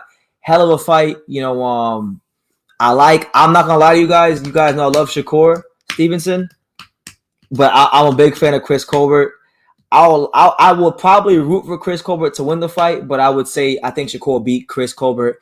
I think Chris Colbert, he's very defensively sound. He's got some things with him as far as like his versatility and his ability to switch shit. He's very athletic, very hard to hit. I actually saw Chris Colbert spar 3 weeks ago here in Miami. He sparred. I'm not gonna say who he sparred and how he did or nothing like that, but I saw him spar for about 8 rounds. Very faster than he looks. I mean, he's fast. He looks fast on TV, but a lot quicker and smarter when you see him in person. I think it would be a good chess match early on, but I think Shakur is about a notch above him. You know, I just think Shakur Stevenson. It goes back to what I was saying earlier about other matchups. Like Chris Colbert, I think is very good. He's either good or just barely below being very good. I'm not sure where he's at yet, but Shakur to me is great, creme de la creme, blue chip. I think Shakur, his ability to neutralize opponents and dictate pace is the difference in that fight. Pops, who do you got in that fight if Chris Colbert and Shakur Stevenson fight? The funny part is they both get along pretty good, and they'll talk a lot, and they got a lot of things in common. I remember when you first interviewed Chris Colbert when he was Little B-Hop, and so you got history with him. You also have history with I met both of them, so I mean, I think I've seen what B-Hop, what Prime Time brings to the ring. He's very talented, very quick, very skilled, but I mean, it's going to be a long time before I go against Shakur. I see some skills. Tell you a lesson real quick, and I'm not just saying that just to say that. Just the fact that when he brings it out, he brings it out. And my son was telling me, so I would take Shakur. It's quick, fast, very sound and technical. And I think at the end of the day, I think he will win. All right, so listen, man, we got another super chat from my boy Alex Cass. I won't butcher your name. Castanon. Shout out to my boy Alex. You know, when the super chats come out, Don King come out. So Don King, talk to him again. Hey everybody, let's have some fun. You don't live but once, and when you're dead, you're done. So let the good times roll. It don't matter whether you're young or old. Let the good times roll. Hey, thank you, Alex, for the super chat. He says, "New subscriber here. I'm enjoying all the boxing talk. Thank you guys. Now, thank you, man. Listen, it's been a long day for us. I was just telling Pop before we started this live. I don't even want to be live because I'm so tired. I know, but you know what? Like as we went ahead and started the live, it's been getting a lot more enjoyable. So I as much as you guys get a lot from it, I get a lot from it myself. So we appreciate you. Just getting the feedback and the likes and everything, just being here. Believe this relaxes me, and I've been driving the whole day. Like Pop's got heart problems, PTSD, all kinds of stuff. But anyways, this helps him. This is sacrifice. Yeah, this is like a therapy for me. Believe it or not. Absolutely. Thank you. We appreciate you, champ. Raw Dog says, I think Colbert is sharper than Shakur. What? Is he sharper? Do his punches get from point A to point B faster? I don't know, man.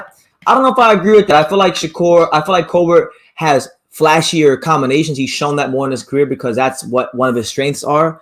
I don't think Shakur has had to really show that too much in his career. I think he does have it in his skill set, but he hasn't had to show it too much in his career because he just outclassed everybody he's fought.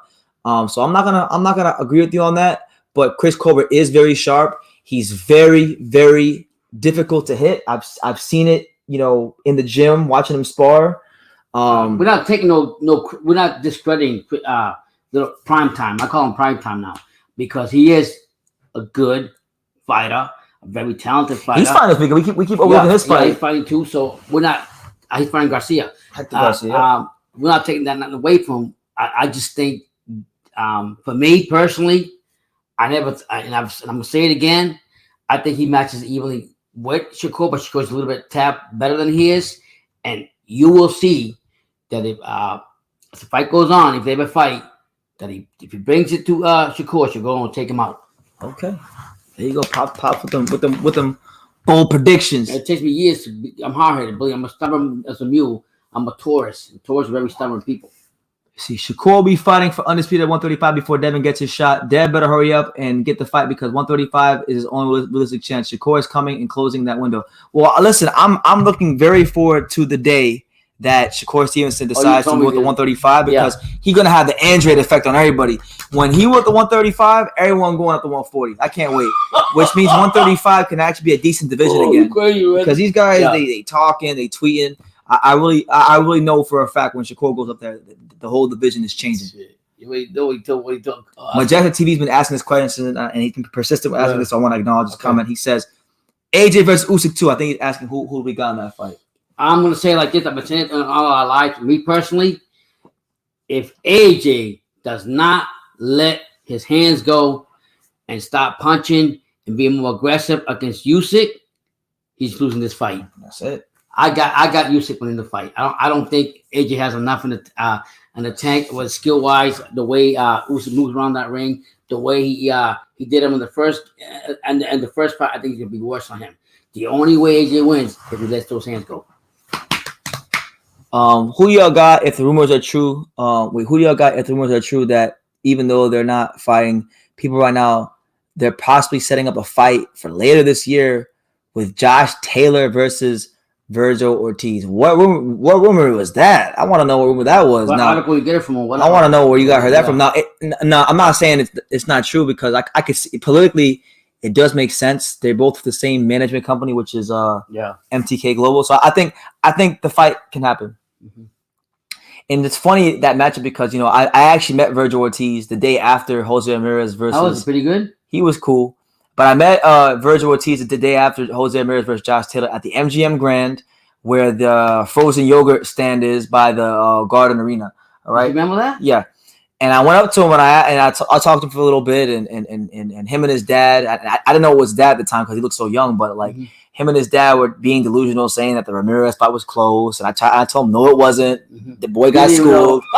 And so it's funny, like I know that that's a fight he probably wants because Jose Ramirez is someone he looks up to in boxing, and Taylor beat the brakes off one of his heroes. So I like the fight. Virgil got a good power jab. Virgil's still developing. Virgil got good power.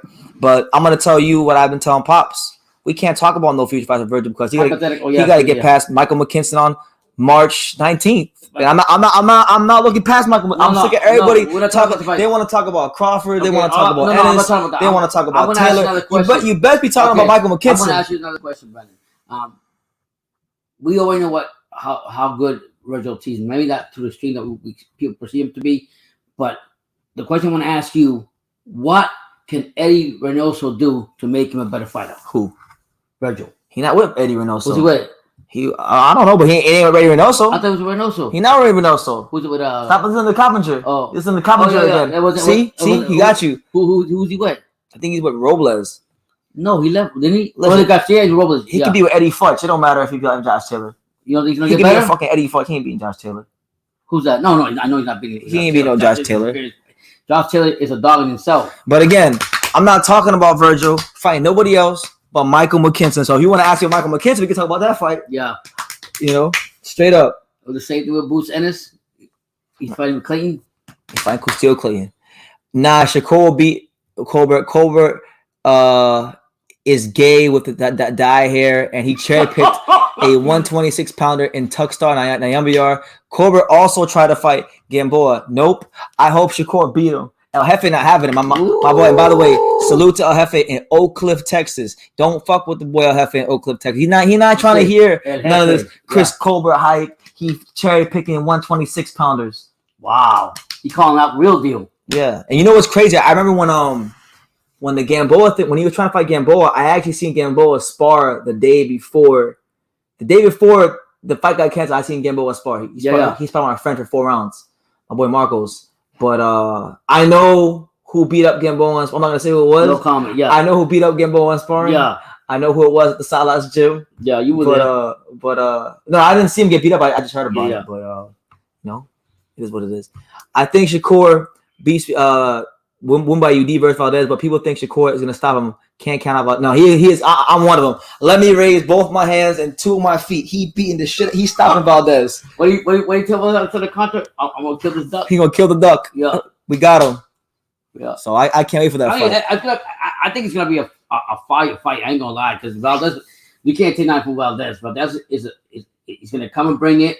He's got the experience and he's done it before. You see what he did to Burchell. So we can't take nothing away from him. But I think this fight was going for so long that I think I think everything has what's it, Brennan? A right time, whatever it's called. Everything in life is timing. Yeah, and it's all timing. I think for Shakur now, I think he's coming. Ray says, BT, what the fuck is up with Devin Haney? Is this kid ever going to get an undisputed fight? Is he shooting himself with the foot with this fake boss stuff? How is he even a boss if they are putting up no money? Well, you got his dad, Bill. I love Bill. Shout out to OG Bill, but he says, hey man, tell the motherfucking truth about Dev. You got the youngest boss in the game, Devin Haney. We heard much from him since what's happening. Listen, Devin Haney has been posturing himself as a boss for too long. At the end of the day, I do think that is hurting a little bit. I've heard some of the figures he gets paid. You would not believe the outrageous sums of money that DAZN has paid Devin Haney. Oh my God, it's ridiculous. I'm not gonna say what they are. I know them, but it's ridiculous. Will they ever get a fight? Honestly, look, I think he's wasting his time at 35. Go up to 140 and isn't he having trouble making that weight too or something? He's getting too big. Go to 140. Because what's gonna happen? He's gonna be here. He wants to hold that belt because he thinks he's got an opportunity with Cambosa. That belt don't mean shit. Listen, man. Someone tell Bill Haney. Someone tell Bill Haney on behalf of True School Sports. Tell him, or maybe I'll tell him next time I see him. Tell Bill that belt is not doing shit for Devin Haney. It doesn't mean anything in the grand scheme of things. It doesn't mean anything. So you're gonna have to, find a way to go to 140. Right, make some things happen on 40. Maybe that's why Devin didn't get no damn knockouts, because he's sucking himself down to get to the weight. Maybe if he went to 40, the shit that I keep hearing because every time I go to Vegas and this kid's about to fight, you hear all these stories about Devin's putting together these 6-punch combinations and sparring, and he knocked out this sparring partner, he knocked out that sparring partner, and then he goes to the ring. And he turns into the Black Paul Malnaji. He not punching nobody with a thumb. He not throwing them grown man punches. But let me ask you this: if you had that one trinket and you freaking hold out that, it's not a real trinket though. I don't know, but I know. This is Trevor Bryan. This is basically Trevor Bryan at 135. That's what this is. Wow, I know that, right? Yeah. You know that, right? It's crazy. All respect to the brother Trevor Bryan. We love Trevor Bryan. But I'm just saying, but I'm saying what I'm getting at is, but if you still feel that you can get a resume saying that you were undisputed, wouldn't that look better on your resume? And you wish you can get that fight, that one fight that might get you over the hump? Or will you just say fucking move on and start all over at 140? Start over at 140. Yeah, he didn't even win the belt. 135 now. His whole career, all of his fights. I mean, he's been there with Loma. He's been there with Tio. He's been there. Who else? That 135. Come on, man. Let's stop the cap, man. Like go up to 140. You'll be a little bit stronger at the weight. Let's go, man. Let's go. He says, BT, have you ever seen Derek Ennis spar Canelo? Canelo is better than Boots. I have never seen Derek Ennis spar Canelo. Derek Ennis is not as good as Boots. But what I can tell you about Derek Ennis, now I love that you brought up one of the most obscure names you could have brought up in boxing, because it relates to what I always say on this channel. Now, you may not know this, but Derek Ennis, many moons ago, and you can Google what I'm saying, Derek Ennis had a fight scheduled with Demetrius Andre, and he pulled out the fight with Demetrius Andre. So Derek Ennis is ducking Demetrius Andre. Jerron Ennis is ducking. No, but seriously, Derek Ennis and Andre had a fight, and I'm not mistaken, Derek Ennis did pull out of the fight. But I think he had an injury. The fight never got 154. The fight never got rescheduled. Wow. Yeah. So but you know what? I'm gonna check that out just because you mentioned it. Juan, shout out to my guy Juan. He says Shakur will stop Valdez by round 9. Valdez is gonna get tired. BT Ness says that Haney draws attendance to fight. Is that true? Absolutely not. I've been to the last 2 Devin Haney fights, I was there. I was and the first time I didn't buy a ticket. The second one I actually bought a ticket. So I'm probably one of the only few people on earth that can claim that they bought a ticket to go see Devin Haney fight with his own hard-earned money. So don't say I don't love the sport of boxing. Okay. When he fought Linares, it was a good crowd, but like what do you guys consider a good crowd? Because I think my definition of a good crowd and promoter's definition of a good crowd is different. Like for me, a good crowd in boxing would be the same as a good crowd like in the NBA, which basically means that a good crowd would be like if you're filling out the majority of the arena. Like a good crowd would be like me and Pop went to the Florida Panthers game last night. Oh man, so if a fighter could put that many people in the seats from what we saw last night at the hockey game, that would be a good crowd for a fighter. More than half then.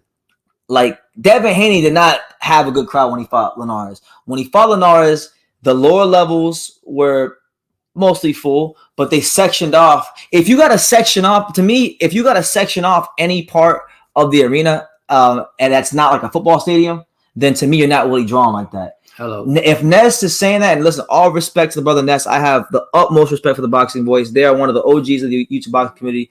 I've met Ness in real life. I would never come out and disrespect them, but Ness is capping. Yeah. Ness never ain't drawn like that.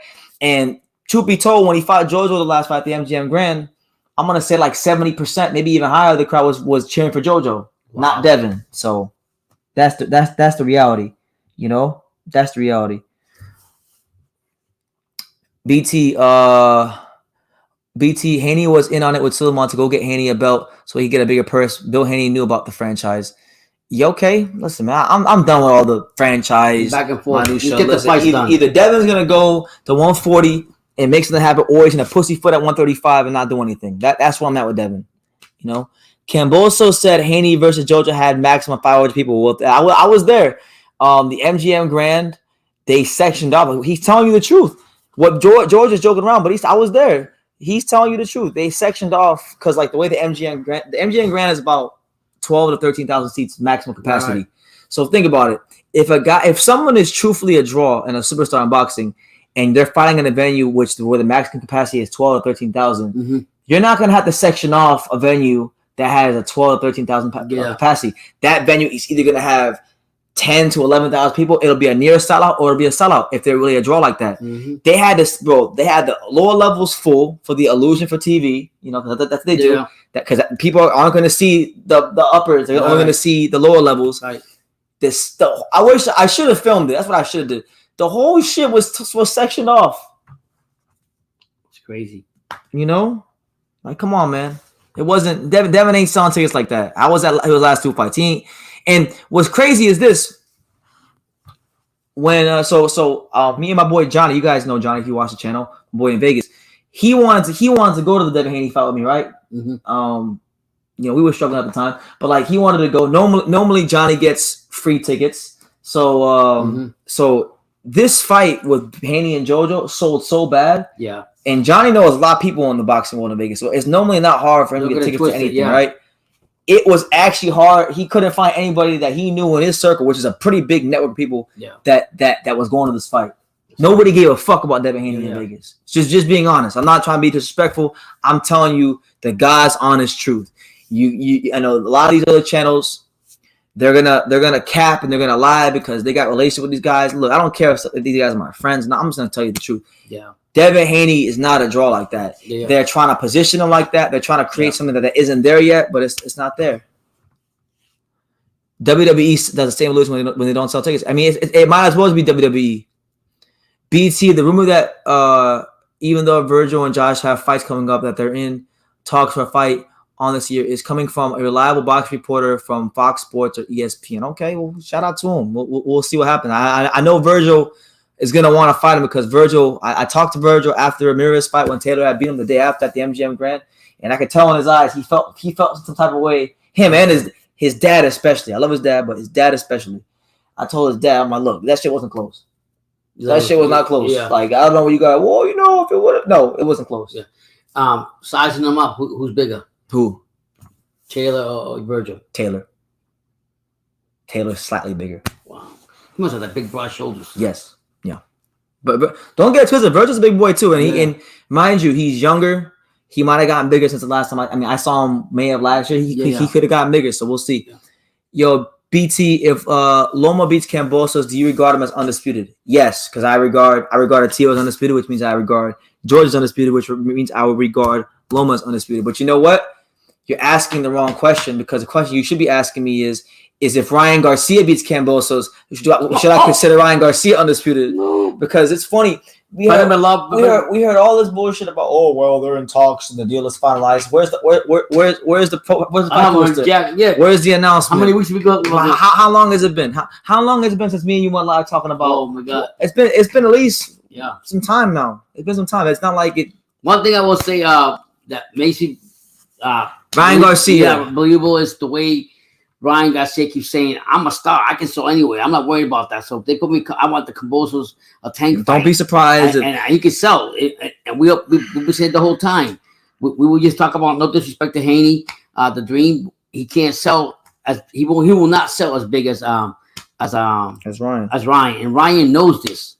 This confident Ryan telling you this, regardless of his issues or whatever. He just calling it like he sees it. It's some the way he talks about this is crazy, but we've seen crazy things happen in boxing. We don't know, but BT's been saying it for the longest time. Y'all keep thinking what you want. Keep holding your breath for what people think is going to happen. I feel that Ryan Garcia is going to be the one for Kambosos. Venom says, Ryan ain't coming to Australia. Lomachenko has a war to flee. What do you think about that, Pops? I don't know. People say that Lomachenko will sell over Haney, but I don't think Lomachenko is going to sell over Ryan. And if money's the thing, that's what the main thing about. Yeah. BT, did you see Triple G and Andre Ward going back and forth on Twitter? I did. Personally, look, I'm not a fan of either. For those of you who've been watching me for a long, long time, if you guys remember way back in the day, y'all know how much I used to dislike Andre Ward when he fought. And I've grown to really not like Golovkin over the years because of his lack of ambition to do anything but sit around and wait for Canelo. So truthfully, look, there was talks about I think they're both to blame for the fight not happening. I think Ward flapped his gums a lot about that happening. I don't think he really ever wanted to fight GGG. It was all just talking, posturing from the media. And even if GGG wanted to fight Ward, which I don't think he did, I don't think that Tom Loeffler would have ever let it happen. So I'm just gonna say like this. Fuck them both. Honestly, look, when it comes to both of them, as far I'm not talking about now, but back in that time, fuck both of them. That's where I'm at with both of them. And I would just say, when you take a glass of water and you pour it down the drain, is water down the drain. Let it go. Why is Gigi even bringing this shit up now? Oh, because Ward was asked a question by a fan, like what fights in your career that you didn't get, would you wish would have happened? Right. He named them. He's like, Golovkin. Mm-hmm. I think it was like I forgot what the other ones were. AJ, I think was one of them. He said he wanted to fight AJ at one point. And then Golovkin saw what he said, and he was like, "Oh, Andre, stop lying to the fans. You only call me out when I had a fight with David Lemieux signed." Yes, at the end of the day, you can't go back on time. It's not going to change anything. Both of you, just be quiet. I like Andre. He's a well-respected telecaster, commentator in boxing. I really like him a lot. He doesn't even want to talk about it as much. It's not a big. So just let it go. Golovkin, you're worried about fucking Murata in Japan. He might just send you to the cloud. It's getting so ridiculous with Golovkin. He would rather argue with Andre Ward on Twitter than talk about fighting Demetrius Andrade or someone in his division besides, He could have fought Mangia. Could have fought a lot of fights he hasn't fought. So please put your sock in your mouth and go practicing your punches wherever you at. You're not having it with Golovkin. No, I'm done. And I was a big fan of Golovkin. That's why I'm pissed off. Let me see. Pops, as a military man, do you see Russia going to war with Ukraine? That's a question for you. Yes, I do. Putin's gone so... I don't want to talk about that, but Putin's gone too far already. He got to disillusion himself that the two big areas in the Ukraine are free and liable. He's making this... He's going back... He's trying to bring it back to the Cold War. It's not going to happen. It's not going to happen. I don't think that they will allow it, but I think he's got everything in position right there. He will do it. That guy's crazy. I think he would do it. I'm going to say he will. Yeah. But my prayers go out for the Ukraine. Yeah, Ukrainian people. God bless them because they've been free for so long, and they've been a free country, and then this moron wants to come on and do some crazy shit like that. True school politics. We get into. So anyway, I'll leave it alone. All right. Triple G versus Andre Ward out of retirement. Nah, man. I'm okay. It's done. I'm done. Close book in the chapter. Chill, BT. Stall my man out. It's his birthday. Ward, Floyd, Andrade. Are they all their birthdays this weekend?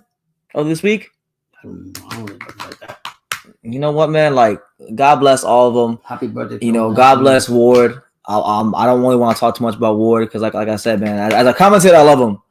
But as a fighter, like, I mean, he was great, but he was very dirty.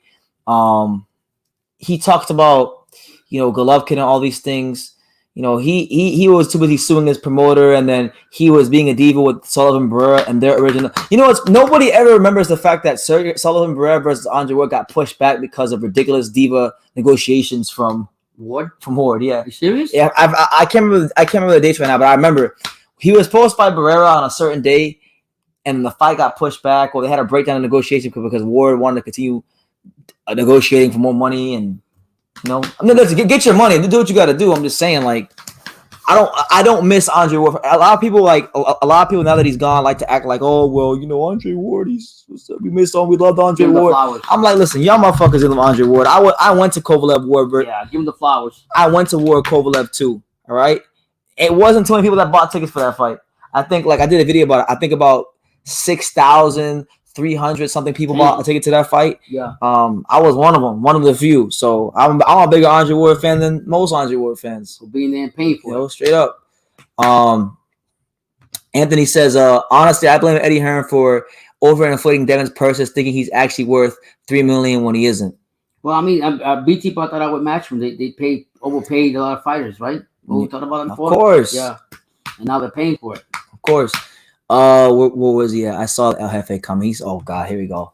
Rumor on the street is many women don't want to sleep with Haney because they got to take a test. They had to take a test, an STD test. He's saying that a lot of women don't want to have relations with Devin Haney because they got to take STD tests. Listen, man. That has fuck all to do with boxing, El Jefe. But we appreciate your comment, champ. Yeah, whatever they do outside the ring is outside the ring. You see. Jesus, this war is gonna be Klitschko's biggest fight.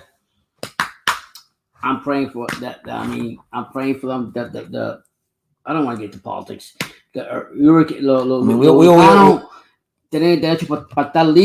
over here predicting everything from boxing to world events. Y ellos están libres para tener su libertad como ellos tienen. Entonces, ¿para qué carajo ponen los rusos para joderlo ahora? So European people have the right to be free. They've been free for so long. They're fine. They have bothered nobody. Why the fuck does Russians gotta go bother them now? I don't know. Putin's got. I'm pretty ignorant to what's going on. Putin's very disillusional on what's going by. We already know what's going on already. All I'm gonna say, the great country ours better fucking stand up and do what's right. I don't want to get into politics no more because I go crazy. I'll stick to boxing. Pop's going. He about to get into the. Yeah. Anyway, this is a boxing channel. Yeah, it's a boxing channel, champ. MB20 says, good looking by Big. No, Haney's got a bad girl in India love. Hey, God bless him. That's not for me to cover. Yeah. BT, I disagree with you. I think Virgil Ortiz is bigger than Josh because when I look at Virgil, he looks like he walked around between 160 and 175. He's how long ago was that though? Like, he's a big boy. I mean, there was a picture where he was standing next to Brian Castano, and he looks significantly bigger than Brian Castano. Yeah. And Virgil's a welterweight, Castano's 54-pounder. That's not that. What you guys call when you take a picture? Optical illusion. I don't know what it's called. You guys put a thing over here. You take a picture, and the guy looks sexy, or the woman looks sexy, but she's not even that. Optical illusion. Is that what it is? It's like when these girls who don't even have big booties, they stand at a 45-degree angle and they angle their lower back and their booty a certain way, and then you meet them in real life and you figure out they got nothing back there, man. They haven't done any squats since the Obama administration.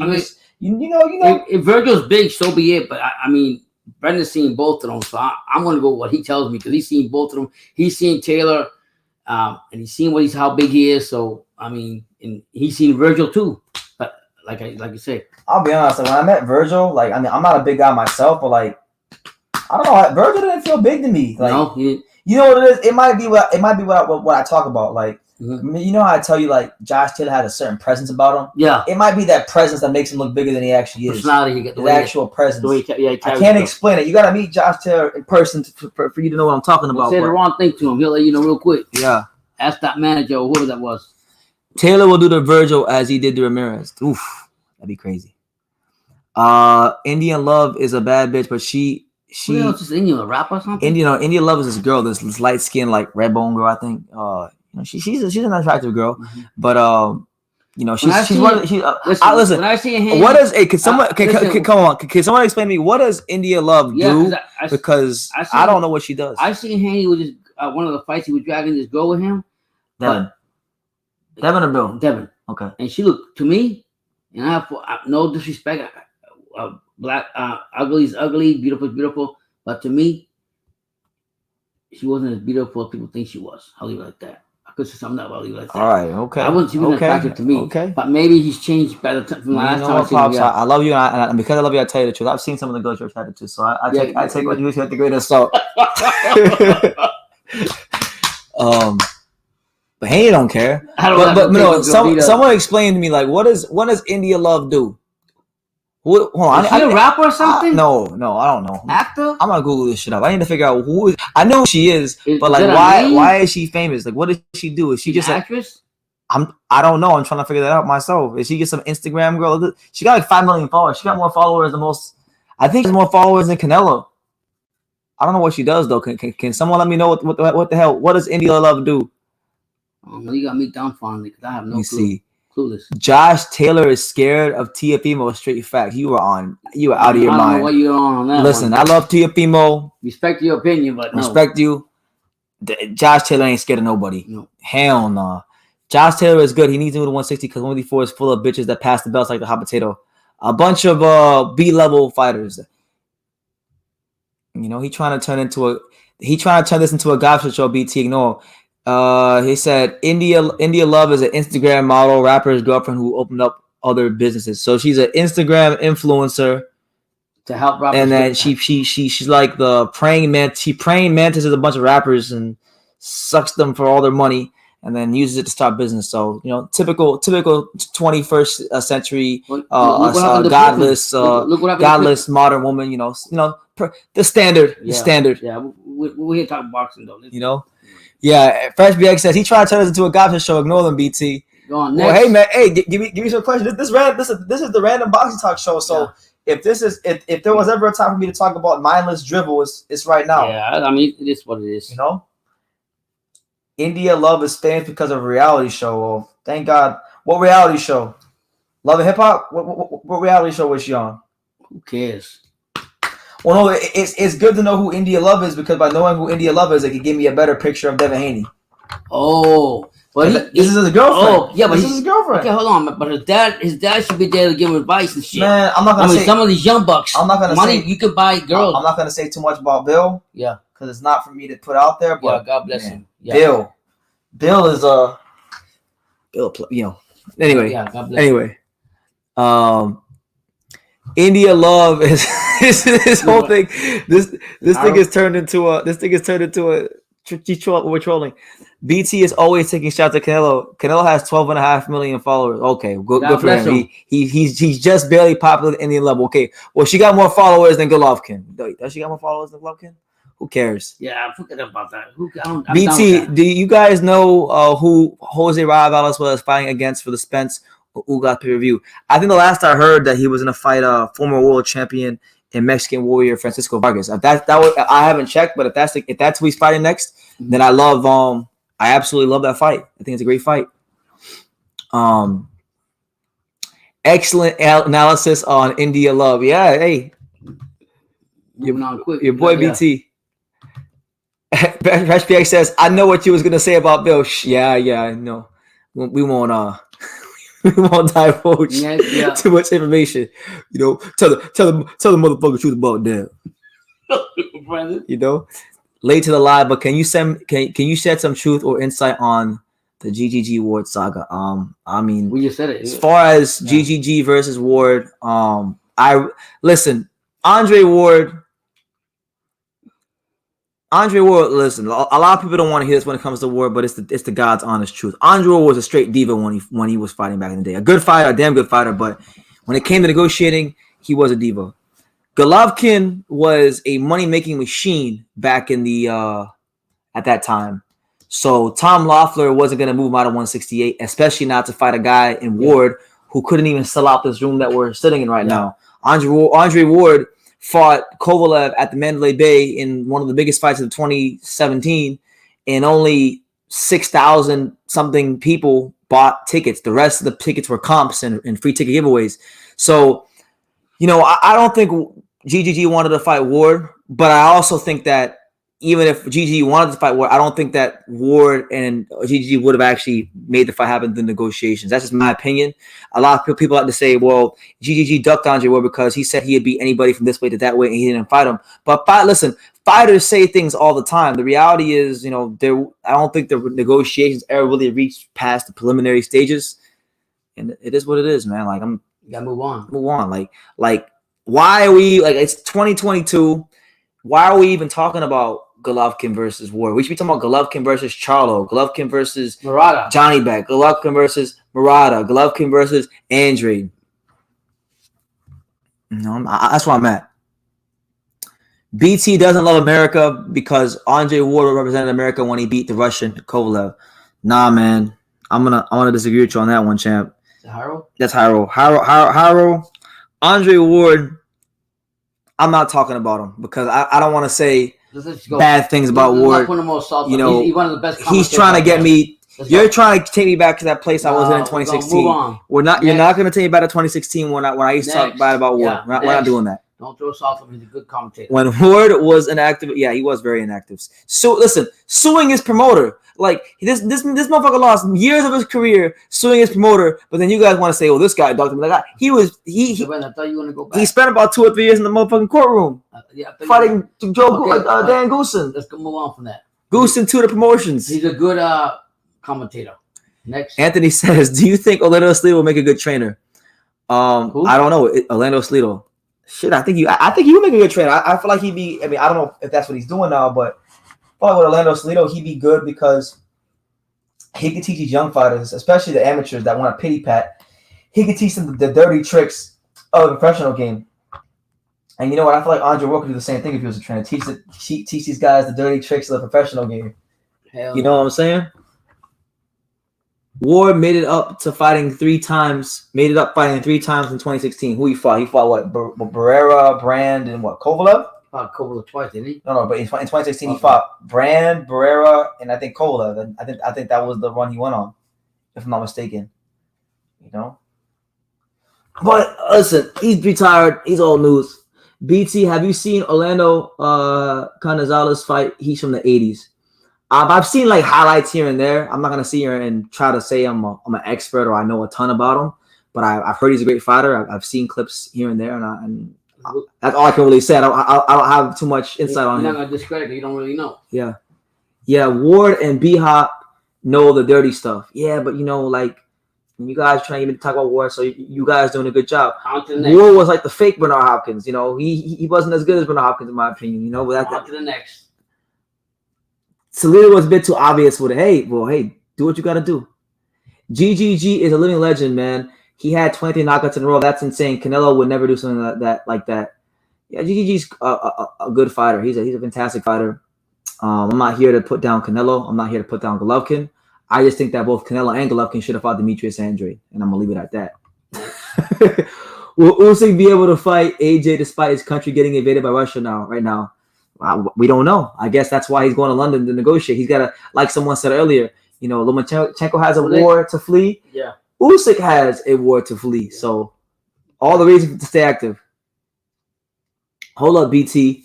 Aren't you a B-Hop fan? I am a B-Hop fan, but that's different. He has sentimental value because I watched him fight for the first time. I didn't know shit about boxing.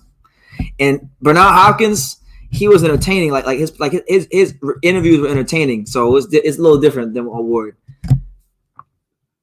Bernard Hopkins didn't have a 2-year layoff, and then he beat pudding pop Paul Smith, and they say he's pound number 1 over Roman Gonzalez. They didn't speak that kind of ridiculous stuff when Bernard Hopkins was fighting.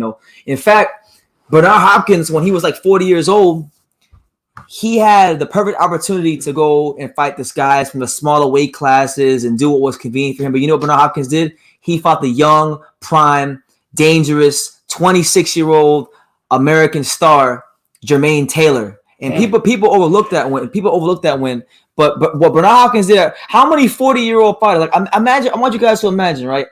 Imagine Triple G right now at 40 years old as the middleweight champion. Let's say he beat Murata, right? He beat Murata. Mm-hmm. Who's like let's say he fought like a Mangia, or I'm trying to think of like who's like a dangerous A-level young middleweight. The thing is, the middleweight division is so bad now. It's like it's hard to pick out one guy that was like a Jermaine Taylor was at the time Hopkins fought him. But like they don't build the fighters like Hopkins no more. You know, a lot of people want to compare Ward to Hopkins. You can't compare. Andre Ward, Duck Lucien Butte. He didn't even go undisputed at 168. There were a couple names. I mean, guys I thought he would have beat, but there were some guys he didn't fight at 168. But Hopkins, man, one of the greatest champions this sport has ever seen and will ever know. You interviewed him too, just recently. Huh? When you were down there, you seen him when you were in Las Vegas. I don't know where you were. I didn't even. That was cool. I don't really get too happy meeting fighters. That was one of the last. That was one of the last times. That and when I saw Sneaks Estrada, those are the only two times I really got happy. For different reasons, but I'm just saying, like Bernard Hopkins. Check him out. Check out the interview. Shout out to Carver for beating Amir Khan's ass just cause. That was great. That was absolutely great. That was one of the most satisfying fights I've watched in boxing in a long time. Yep. What do you think about Antoine Russell versus Victor Post? So it's getting overlooked this week because it's Josh Taylor Appreciation Week, but that's one of the fights of the week. You know, Antoine Russell has a chance to really cement himself as a star at 140 if he can do what Terence Crawford, Lucas Batiste, Jose Ramirez, and the who's who of his weight class have failed to do, which is stop the Iceman, knock him out. You see where we at? What room are you in, BT and Pops? We're right now. See, for those that just came into live that don't know where we're at, why we're sitting on a random bed with a blank wall. We're in Tampa, Florida right now. There's a card here on Friday. Pro Box Promotions. We're here to support our main man, Pistol Pete Dobson, who's taking on Jose Miguel Borrego. I'll be covering the fight. I'm gonna get a lot of good interviews. That's Friday night. So I'll be at the fight. That's why we're here. That's why we're in this room. That's why the setup is a bit different. Let me see, man. Please, if you talk about dirty fighters, B-Hop is probably the most dirtiest. I don't know about that, man. I don't remember. I could be wrong, but I don't remember Bernard Hopkins hitting someone in the nuts and getting a stoppage victory for it in a big fight. You know, you could refresh my memory. Let me see. I missed something. Prime time will steal the show this weekend. Talking about Chris Colbert. We'll see, man. Ward refused to fight away from home for the big fights, and it hurt his own marketability. Yeah, it really did. It really did. And, you know, I just really think people are disingenuous. Like because I see it on Instagram all the time. People act like they miss Andre Ward. I was here covering the sport when he was. Listen, y'all people did not give a fuck about him. I don't even like Andre Ward. And I was a bigger Andre Ward fan than some of the people that want to posture and virtue signals and flap their gums. And, you know, it is what it is. Yo, True School, how do you feel about Ward getting into the Hall of Fame over Cotto? I can't believe they did that to Cotto. It's all political, man. Like, Cotto lost most of his big fights anyway. So, you know. You know, look, personally, I don't have an opinion on it. They're going to do what they want to do anyway. There's no sense in me getting bent out of shape about it. Now, what I can get bent out of shape about is that the Boxing Hall of Fame has never put Marlon Starlin in the Hall of Fame. Ooh. Marlon Starlin should be in the Hall of Fame over both those dudes. Straight up. Marlon Starlin was better than both Ward and freaking Miguel Cotto. He actually won some big fights and didn't have to be dirty, and he wasn't a diva, and he fought on all comers. Marlon Starlin beating up Mark Breland is better than any win on Ward's resume. And that's just a fact. He fought better fighters. He beat better fighters than Cotto and Andre Ward. Mm-hmm. So if there's a guy that isn't in the Hall of Fame that should be in the Hall of Fame, it's Marlon Starlin. I'm sick of people disrespecting the Magic Man. And when I say the Magic Man, I don't mean fucking Antonio Tarver. I don't mean Paulie Malignaggi. When I say the Magic Man, there's only one Magic Man in boxing, and that's Hartford, Connecticut's very own Marlon Starlin. So put some respect and pay homage. I already told you, champ. You asked that question a little too much. I'm getting a bit worried now. I'm about to have to put the blinds in the windows, champ. Let me see. It was on the belt line. They showed it on the replay. Why is everyone complaining about it? Well, not everybody. I'm not complaining about it. I'm just, it's what it is. He hit him in the nuts. Kovalev had a heel blow sponsor. The B is literally where his nuts are, and that's where Ward hit him. Yeah. BT, what do you think about Ezra Charles should be in the Hall of Fame? Dude suffered at 52 compared to Ali. Yeah, man. Shout out to Ezra Charles. Hyro's the only fighter Hyro watches in black and white. BT, what do you think about Andre Ward's win in the Super Series? The Super Six. It was cool. I mean, I have my opinions on it. I don't want to say anything bad. Like to the past. One thing I'm trying to do, guys. Like one thing I don't know if you guys have noticed this common theme the last couple of lives. Like the fighters, I don't like. I'm trying not to say nothing bad about them. But y'all bringing up things maybe you want to say bad things about him. But he beat some good opponents. I can't say he beat Froch. He beat Carl Froch. So I'm gonna give him his credit. He did what he had to do. Kovalev won the first fight. I don't care. He beat one easily. He didn't just win it. It wasn't even a close fight. I mean, I've rewatched Kovalev frontwards, backwards, sideways, side to side, slow motion, fast motion. Andre Ward didn't win a round until about round number 5. And if you factor in that Kovalev dropped him in the second round, I think it was the second of the first round. Kovalev's already up 5 points before the 5th round even arrived. So you mean to tell me Ward won round 5-12? I mean, come on. The Super 6 was not as dope as the World Boxing Super Series. In all honesty, the Super 6 was a little complicated. The Super 6 tournament was extremely disorganized. Guys were pulling out of fights. They didn't have good replacement opponents. It wasn't nearly as organized as the World Boxing Super Series. Anybody who's watched both those tournaments knows what I'm talking about. You see, BT, the two guys I can see being trainers because of their egos. I can't and high expectations they would want from their fighters. What happened is JMM and MAB. Who's MAB? I know Marquez. I know JMM is Marquez. Who the hell is MAB? Oh, Marco Antonio Barrera. That's what we're talking about. Is it Barrera training now? I think they can be trainers. They have enough knowledge to pass on. I hope we get to see Ennis versus Carver. Something tell me that fight will be a classic. I don't think that fight's happening either, champ, but I love that fight. Y'all don't understand like how hard it is for some of these fights in boxing to get made. That's why, when you guys see me and I have like this detached or disinterested energy about certain fights in boxing, it's because I know what it takes to get these fights done. I know that the dollars don't make sense, but I'll love it. I'm right with you. I think it'd be a great fight, seeing the skills of Crawford and the skills of Ennis going at each other.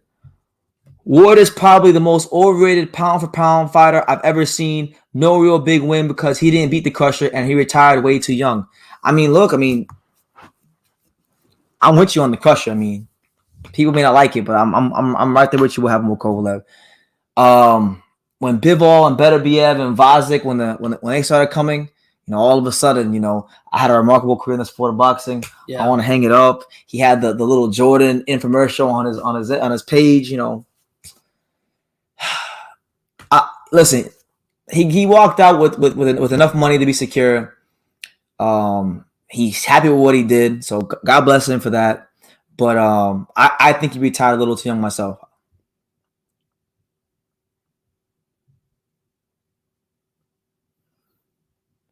How would that tournament be done in today's time? What, the Super 6? If they did it again, it would be just, if the same people did that tournament, it would just be super disorganized and it would cater to one fighter. I think, if I'm not mistaken, Andre Ward was the only fighter in that whole tournament that never had to fight. He was the only fighter in the whole tournament that never fought outside of his hometown. Every fight in the Super 6, he fought in Oakland at the Oracle Arena. So he didn't want to leave his comfort zone because he didn't have to. So listen, guys. Look, on that note, we've been live for like way longer than I thought we'd be. We just wanted to say what's up. Thank you. Keep everything going and just interact with you guys. We'll be live again tomorrow, or maybe we won't. I'm not sure. Box Talk says, and he still didn't sell out. Yeah, you said it, not me. But look, we're gonna wrap it up because we have to be somewhere tomorrow. We're going to the weigh-in and the press conference for the Pro Box Promotion show tomorrow. Kanat Islam versus Jimmy Kelly, Pete Dobson versus Jose Miguel Borrego, and Mark Reyes Jr. versus Kento Castaneda. A really good fight there as well. So we'll be there getting content. Expect to see interviews. Expect to see all kinds of exclusive stuff on the channel. And yeah, keep supporting the channel. So we're going live on Saturday for the fights. This is the last comment I'm gonna read them, and I'm gonna head out of here. Jesus M says, BT, do the impression of Benavidez saying Andre got to win his fight, and I have to win my fight. When we meet up, says no, he wants to fight us. He's like, most of these guys are fucking pussies, and they don't want to fight because they're fucking pussies. Andre's a great fighter. I'll love to get in the ring, and he wins his fight against Parker. I won my fight against Lemieux. We can meet up, and I think it'd be a great fight for the fans. But anyway, that being said, you guys take care of yourselves. Thank you so much. God bless. Thank you so much. And like I say in every single one of these videos, you can love me or you can hate me, but I'm just a kid from Daniel. So until next time, take care, guys.